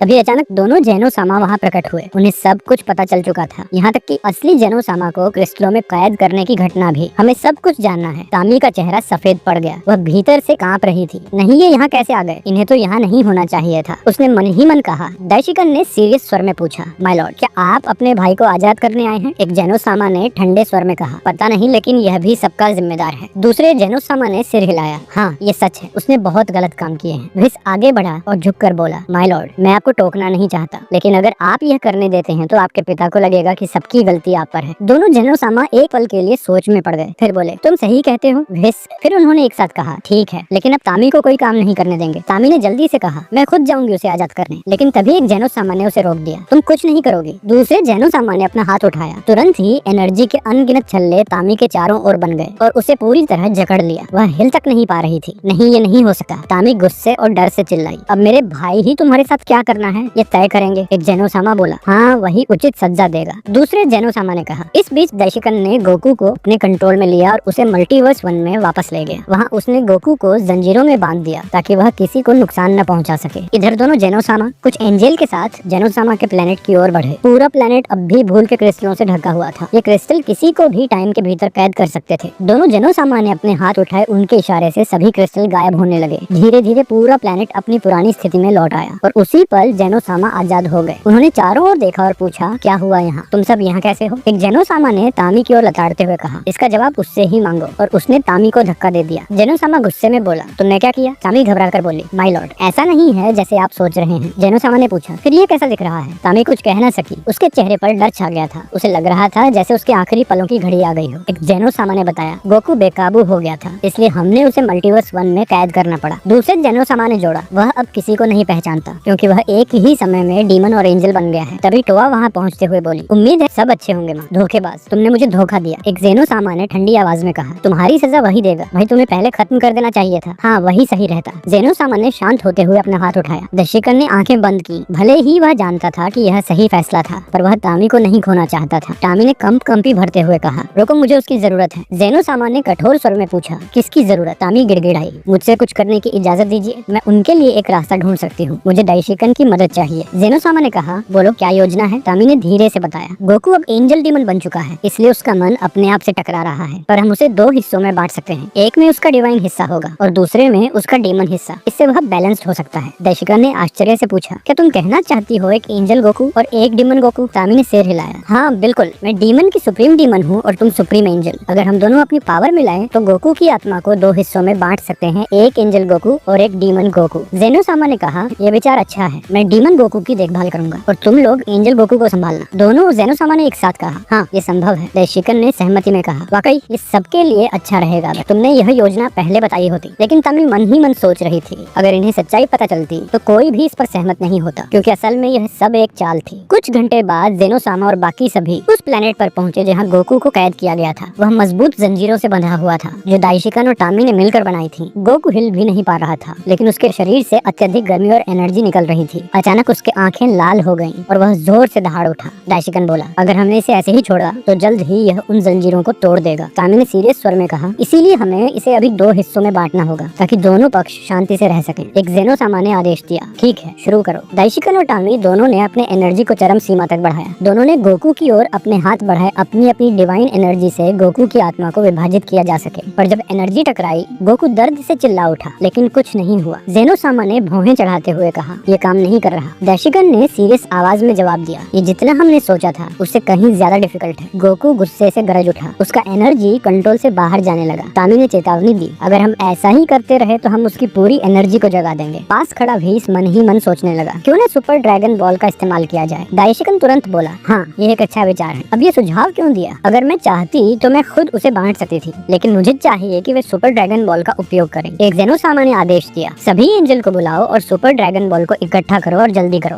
दूसरा जेनोसामा बोला, हाँ हमें समय नहीं गंवाना चाहिए। व्हीस ने सिर झुकाकर कहा, जैसा आप चाहें माय लॉर्ड। वह तुरंत अपने भाइयों बाकी सभी एंजल से संपर्क करने लगा ताकि सभी सुपर ड्रैगन बॉल को यूनिवर्स 6 और 7 से इकट्ठा किया जा सके। इधर इंतजार करते हुए गोकू का हाल और भी खराब हो रहा था। उसकी एनर्जी बार बार भड़क रही थी जिससे जंजीरें कमजोर पड़ने लगी। दाइशिकन और तामी को हर थोड़ी देर में अपनी एनर्जी लगाकर उन जंजीरों को और मजबूत करना पड़ रहा था ताकि गोकू भाग न सके। एक जेनोसामा बोला, बहुत देर हो रही है। दूसरा भी बोला, हाँ उन्हें इतना समय क्यों लग रहा है? जेनोसामा ने पूछा, क्या तुम्हें लगता है कि वह सुपर शेनरॉन वास्तव में ऐसा कर पाएगा? एक जेनोसामा मुस्कुराया, बिल्कुल, वह सुपर शेनरॉन किसी भी चीज को संभव बना सकता है। हाँ, उसने तो वो 5 यूनिवर्स भी वापस ला दिए थे जिन्हें हमने इरेज किया था। जेनोसामा ने कहा, बहुत बढ़िया, तो फिर मैं अपने मल्टीवर्स में भी कुछ सुपर ड्रैगन बॉल बनवाऊंगा। आखिरकार व्हीस और वाडोस वापस लौट आए। व्हीस ने झुककर कहा, माय लॉर्ड, हमारे पास सुपर ड्रैगन बॉल है। वाडोस ने भी आगे बढ़कर कहा, जब आप चाहें हम इच्छा मांग सकते हैं। तामी मन ही मन सोच रही थी, ये सब बहुत देर लगा रहे हैं, लेकिन जल्द ही सब कुछ वैसे होगा जैसे मैं चाहती हूँ। दाइशिकन ने उसकी ओर देखा और पूछा, क्या हुआ तामी? तुम्हें देखकर लग रहा है तुम बहुत तनाव में हो। तामी तुरंत बोली, तुम्हें इसकी चिंता करने की जरूरत नहीं। जेनोसामा ने आदेश दिया, बहुत हुआ इंतजार, अब इच्छा मांगी जाए। कुछ पल में आकाश कांप उठा और सुपर शेनरॉन प्रकट हुआ। उसकी आंखों से असीम पावर झलक रही थी। बोलो, तुम्हारी इच्छा क्या है? मैं कुछ भी कर सकता हूँ। दाइशिकन आगे बढ़ा और सीरियस स्वर में बोला, हमारी इच्छा है कि गोकू के एग्जिस्टेंस को 2 हिस्सों में बांट दो, एक गोकू एंजल और दूसरा गोकू डीमन। सुपर शेनरॉन ने गोकू की ओर देखा जो अब भी बंधा हुआ था। समझ गया, मैं ऐसा कर सकता हूँ, पर ध्यान रखना दोनों एक ही आत्मा के 2 हिस्से होंगे। अगर एक मरेगा तो दूसरा भी मरेगा। दाइशिकन ने जवाब दिया, हमें कोई आपत्ति नहीं है। सुपर शेनरॉन ने अपनी आंखें बंद की। पूरा आसमान लाल और नीली एनर्जी से भर गया। गोकू का शरीर तेज रोशनी में चमक उठा। उसकी जंजीरें टूट गईं और अचानक उसके सामने 2 गोकू खड़े थे। पहला सफेद ऑरा वाला गोकू एंजल और दूसरा काले ड्रेस में लिपटा गोकू डीमन। दोनों बेहोश पड़े थे, लेकिन उनकी पावर अब भी महसूस हो रही थी। सुपर शेनरॉन ने कहा, तुम्हारी इच्छा पूरी हो चुकी है, अब मैं चला। और उसी पल सुपर शेनरॉन गायब हो गया। सुपर ड्रैगन बॉल पूरे यूनिवर्स में बिखर गई। तामी मुस्कुराई, अब ये बॉल दोबारा कोई इस्तेमाल नहीं कर सकेगा। एक जेनोसामा ने कहा, बहुत अच्छा, तुम डीमन गोकू को ले जाओ। जेनोसामा ने सिर हिलाते हुए कहा, ठीक है, और हम अपने पास गोकू एंजल को रखेंगे। ठीक है तामी, अब तुम्हें फिर से सुप्रीम प्रीस्ट बनाया जा रहा है, लेकिन याद रखना अगर तुमसे दोबारा कोई गलती हुई तो तुम एग्जिस्टेंस से मिटा दी जाओगी। तामी झुककर बोली, इस महान अवसर के लिए थैंक यू माय लॉर्ड। इसके बाद एंजल गोकू और डीमन गोकू अपने अपने यूनिवर्स की ओर भेज दिए गए। कई घंटे बाद एंजल गोकू धीरे धीरे जागा और बहुत थका हुआ था। उसके चेहरे पर उलझन थी, जैसे यादें धुंधली हों। क्या हुआ था मुझसे? गोकू ने चारों ओर देखते हुए पूछा। दोनों जेनोसामा उसके पास आ गए और मुस्कुराते हुए बोले, गोकू तुम वापस आ गए? वापस? गोकू हैरान होकर बोला, ऐसे बोल रहे हो जैसे मैं कहीं गया था। एक जेनोसामा ने पूछा, क्या तुम्हें सच में कुछ याद नहीं है? दूसरे ने कहा, हाँ बिल्कुल कुछ भी नहीं। गोकू ने थोड़ा सोच कर कहा, मुझे इतना याद है कि शायद मैं किसी महिला का गुलाम बन गया था, लेकिन बाकी सब धुंधला है। फिर हंसते हुए बोला, खैर अब सब ठीक लग रहा है। दाइशिकन ने राहत की सांस ली और मन में सोचा, अच्छा है उसे कुछ याद नहीं। गोकू ने उसकी ओर देखकर पूछा, क्या मुझसे कुछ छिपाया जा रहा है? जेनोसामा ने जल्दी से कहा, नहीं कुछ नहीं, सब ठीक है। दाइशिकन मुस्कुराया और बोला, गोकू क्या तुम्हें याद है तुमने मेरा स्थान लेने की इच्छा जताई थी? गोकू ने आश्चर्य से कहा, ओह हाँ, मैं लगभग भूल ही गया था। दाइशिकन ने जवाब दिया, हाँ, और तुमने परीक्षा भी पास कर ली थी। अब बस मुझे तुम्हें ट्रेनिंग देना है, कैसे एक सुप्रीम प्रीस्ट बना जाता है। गोकू ने मुस्कुराते हुए कहा, वाह ये तो कमाल लग रहा है। दोनों जेनोसामा खुशी से बोले, गोकू चलो हमारे साथ खेलते हैं। गोकू ने हंसते हुए जवाब दिया, बिल्कुल। इसी दौरान मल्टीवर्स 2 में एक और गोकू धीरे धीरे होश में आने लगा। ये मैं आखिर कहाँ हूँ? गोकू ने आंखें खोलते हुए कहा। गोकू तुम जाग गई? जेनोसामा ने कहा, क्या हुआ था? मैं यहाँ कैसे पहुँचा? गोकू ने उलझन में पूछा। तभी टामी सामने आई और बोली, आखिरकार तुम जाग गए। गोकू का चेहरा गुस्से से लाल हो गया। तुमने मुझे अपना गुलाम बना दिया था। टामी ने शांति से कहा, अब सब खत्म हो गया है गोकू, तुम अब आजाद हो सकते हो, अगर चाहो तो खुद देख लो। गोकू ने अपने शरीर में एनर्जी का एहसास किया और बोला, सच में अब मुझे तेरे आदेश मानने की जरूरत नहीं। जेनोसामा ने सीरियस स्वर में कहा, गोकू अब तुम एक डेमन बन चुके हो और तुम मल्टीवर्स 2 के सदस्य हो। क्या ये कैसे हुआ? गोकू ने हैरानी से पूछा। जेनोसामा ने कहा, अब ये मायने नहीं रखता, असली बात यह है कि मेरे पास तुम्हारे लिए एक अच्छी खबर है। कौन सी खबर? गोकू ने पूछा। जेनोसामा मुस्कुराए और बोले, अब से तुम नए सुप्रीम प्रीस्ट बनोगे। गोकू ने हैरानी से कहा, सच में? मैं तो मल्टीवर्स 1 में ऐसा बनने वाला था, लेकिन ये पागल औरत बीच में आ गई थी। जेनोसामा ने कहा, तो अब तुम यहाँ वो पद पाओगे गोकू। तामी ने सिर झुकाकर कहा, मुझे लगा आपने मुझे माफ कर दिया था माय लॉर्ड। जेनोसामा ने कठोर स्वर में कहा, चुप रहो तामी। गोकू मुस्कुराया और बोला, वाह सुप्रीम प्रीस्ट, ये तो बहुत अच्छा लगता है। उसने तामी की ओर देखा और एक शरारती मुस्कान दी। पूरी स्थिति बहुत अजीब थी, लेकिन तामी के दिल में किसी कारण उत्साह था। उसे महसूस हुआ जैसे कुछ नया शुरू होने वाला है। धीरे धीरे समय बीता गया। हर मल्टीवर्स में सब कुछ सामान्य हो गया। किसी ने भी एक दूसरे से कोई संपर्क नहीं किया। इस तरह पूरे 1 महीने तक पूरे मल्टीवर्स में शांति बनी रही। इसी दौरान मल्टीवर्स 1 में गोकू अब सुप्रीम प्रीस्ट बनने वाला था। ये सब पॉसिबल हुआ था दाइशिकन के डिफिकल्ट ट्रेनिंग की वजह से। वहीं दूसरी ओर मल्टीवर्स 2 में डीमन गोकू, जिसने अब खुद को काकारूट कहलाना शुरू कर दिया था, वो भी उसी पद की तैयारी कर रहा था। ये एक नया आरंभ है और अब मैं अपने पुराने नाम गोकू से नहीं, काकारूट के नाम से जाना जाऊंगा। उसे ट्रेनिंग दे रही थी तामी, लेकिन तामी के मन में कुछ और ही योजनाएं थी। गोकू और काकरोट दोनों को इस बात का बिल्कुल भी पता नहीं था कि उनकी जिंदगियां 1 महीने पहले 2 हिस्सों में बढ़ गई थी। दोनों अपने अपने वर्ल्ड में रह रहे थे, बिना यह जाने कि दूसरा भी मौजूद है। काकरोट के दिल में तामी के लिए गहरी नफरत थी। वो जानता था कि तामी ने एक समय उसे अपना गुलाम बनाने की कोशिश की थी, फिर भी अब वह उसे कोई नुकसान नहीं पहुंचाता था, बल्कि उसने तय किया था कि उसे उसका पग छीन कर ही नीचा दिखाएगा। एक दिन ट्रेनिंग के दौरान काकरोट ने सीरियस नजरों से तामी की ओर देखा और कहा, तामी, उम्मीद है कि तुम मुझे जानबूझकर गलत तरीके से तो नहीं सिखा रही ताकि मैं सुप्रीम प्रीस्ट न बन पाऊं। तामी ने ठंडे स्वर में कहा, बिल्कुल नहीं काकरोट, मैंने पहले भी कहा था कि मैं ऐसा कुछ नहीं कर रही हूँ। पता नहीं अब तुम पर भरोसा करना मुश्किल है, तुम बहुत चालाक हो। तामी ने भौहें चढ़ाकर कहा, मुझे कोई फर्क नहीं पड़ता तुम क्या सोचते हो, मैं ये सब सिर्फ इसलिए कर रही हूँ क्योंकि जेनो-सामा ने मुझे आदेश दिया है, तो खुद को ज्यादा इम्पोर्टेंट मत समझो। काकरोट ने हल्की मुस्कान के साथ जवाब दिया, ठीक है, लेकिन याद रखना जब मैं सुप्रीम प्रीस्ट बनूंगा तुम मेरे अंडर होगी, तो बेहतर होगा कि तुम मेरे साथ अच्छी बनकर रहो। उसने मुस्कुराते हुए शरारती लहजे में कहा, जिससे तामी का चेहरा गुस्से से लाल हो गया। तामी मन ही मन सोचने लगी, ये घटिया मॉर्टल नहीं जानता कि उसके साथ आगे क्या होने वाला है। इसी समय कहीं दूर एक शांत प्लेनेट पर टोआ और काओरी आपस में बात कर रही थी। दोनों तामी को लेकर चिंतित थी। काओरी ने सीरियस आवाज में पूछा, टोआ तुम क्या सोचती हो, ये सब क्या चल रहा है? टोआ ने गहरी सांस लेते हुए कहा, मैं अपनी माँ को बहुत अच्छे से जानती हूँ, मुझे पूरा शक है कि वो कुछ बड़ा प्लान कर रही है, लेकिन जब तक वो खुद कोई कदम नहीं उठाती हम कुछ नहीं कर सकते। काओरी बोली, तुम जेनो-सामा से क्यों नहीं कहती कि वो तामी को हटा दे? वो तुम पर भरोसा करता है, शायद तुम्हारी बात मान ले। टोआ ने सिर झुकाते हुए कहा, नहीं, मैं ऐसा नहीं कर सकती। ऐसा सुझाव देना खुद जेनो-सामा के आदेशों पर सवाल उठाने जैसा होगा, वो सोचेंगे कि मैं उन पर शक कर रही हूँ। काओरी ने कहा, कृपया टोआ एक बार सोचो, अगर तामी ने फिर से कोई योजना बनाई तो शायद ये आखिरी बार होगा जब हम उसे देखेंगे। याद है ना, वो जेनो-सामा को भी जमा चुकी है और फिर भी जेनो-सामा ने उसे डिस्ट्रॉयड नहीं किया था। अब समझ रही हो मैं क्या कहना चाहती हूँ? टोआ ने गहरी सांस ली और धीरे से बोली, हाँ मैं समझती हूँ। दोनों ने एक दूसरे की ओर चिंता भरी निगाहों से देखा। उधर उसी समय तामी और काकरोट अपने ट्रेनिंग में बिजी थे। काकरोट अब सुपर सायन रोज में ट्रांसफॉर्मेशन कर लिया। यह फॉर्म देखकर तामी को जामासु की याद आ गई, लेकिन काकरोट का मानना था कि यह उसकी नई डेमोन एनर्जी है। गोकू और काकरोट के अलग होने के बाद दोनों की एनर्जी आधी रह गई थी। उनकी एनर्जी अब पहले जैसी नहीं बहती थी क्योंकि दोनों अधूरे थे। फिर भी काकरोट का लेवल अभी भी बेहद ऊंचा था और उसमें एक सच्चे वॉरियर की चमक बनी हुई थी। तामी, अब तक तो सब ठीक लग रहा है।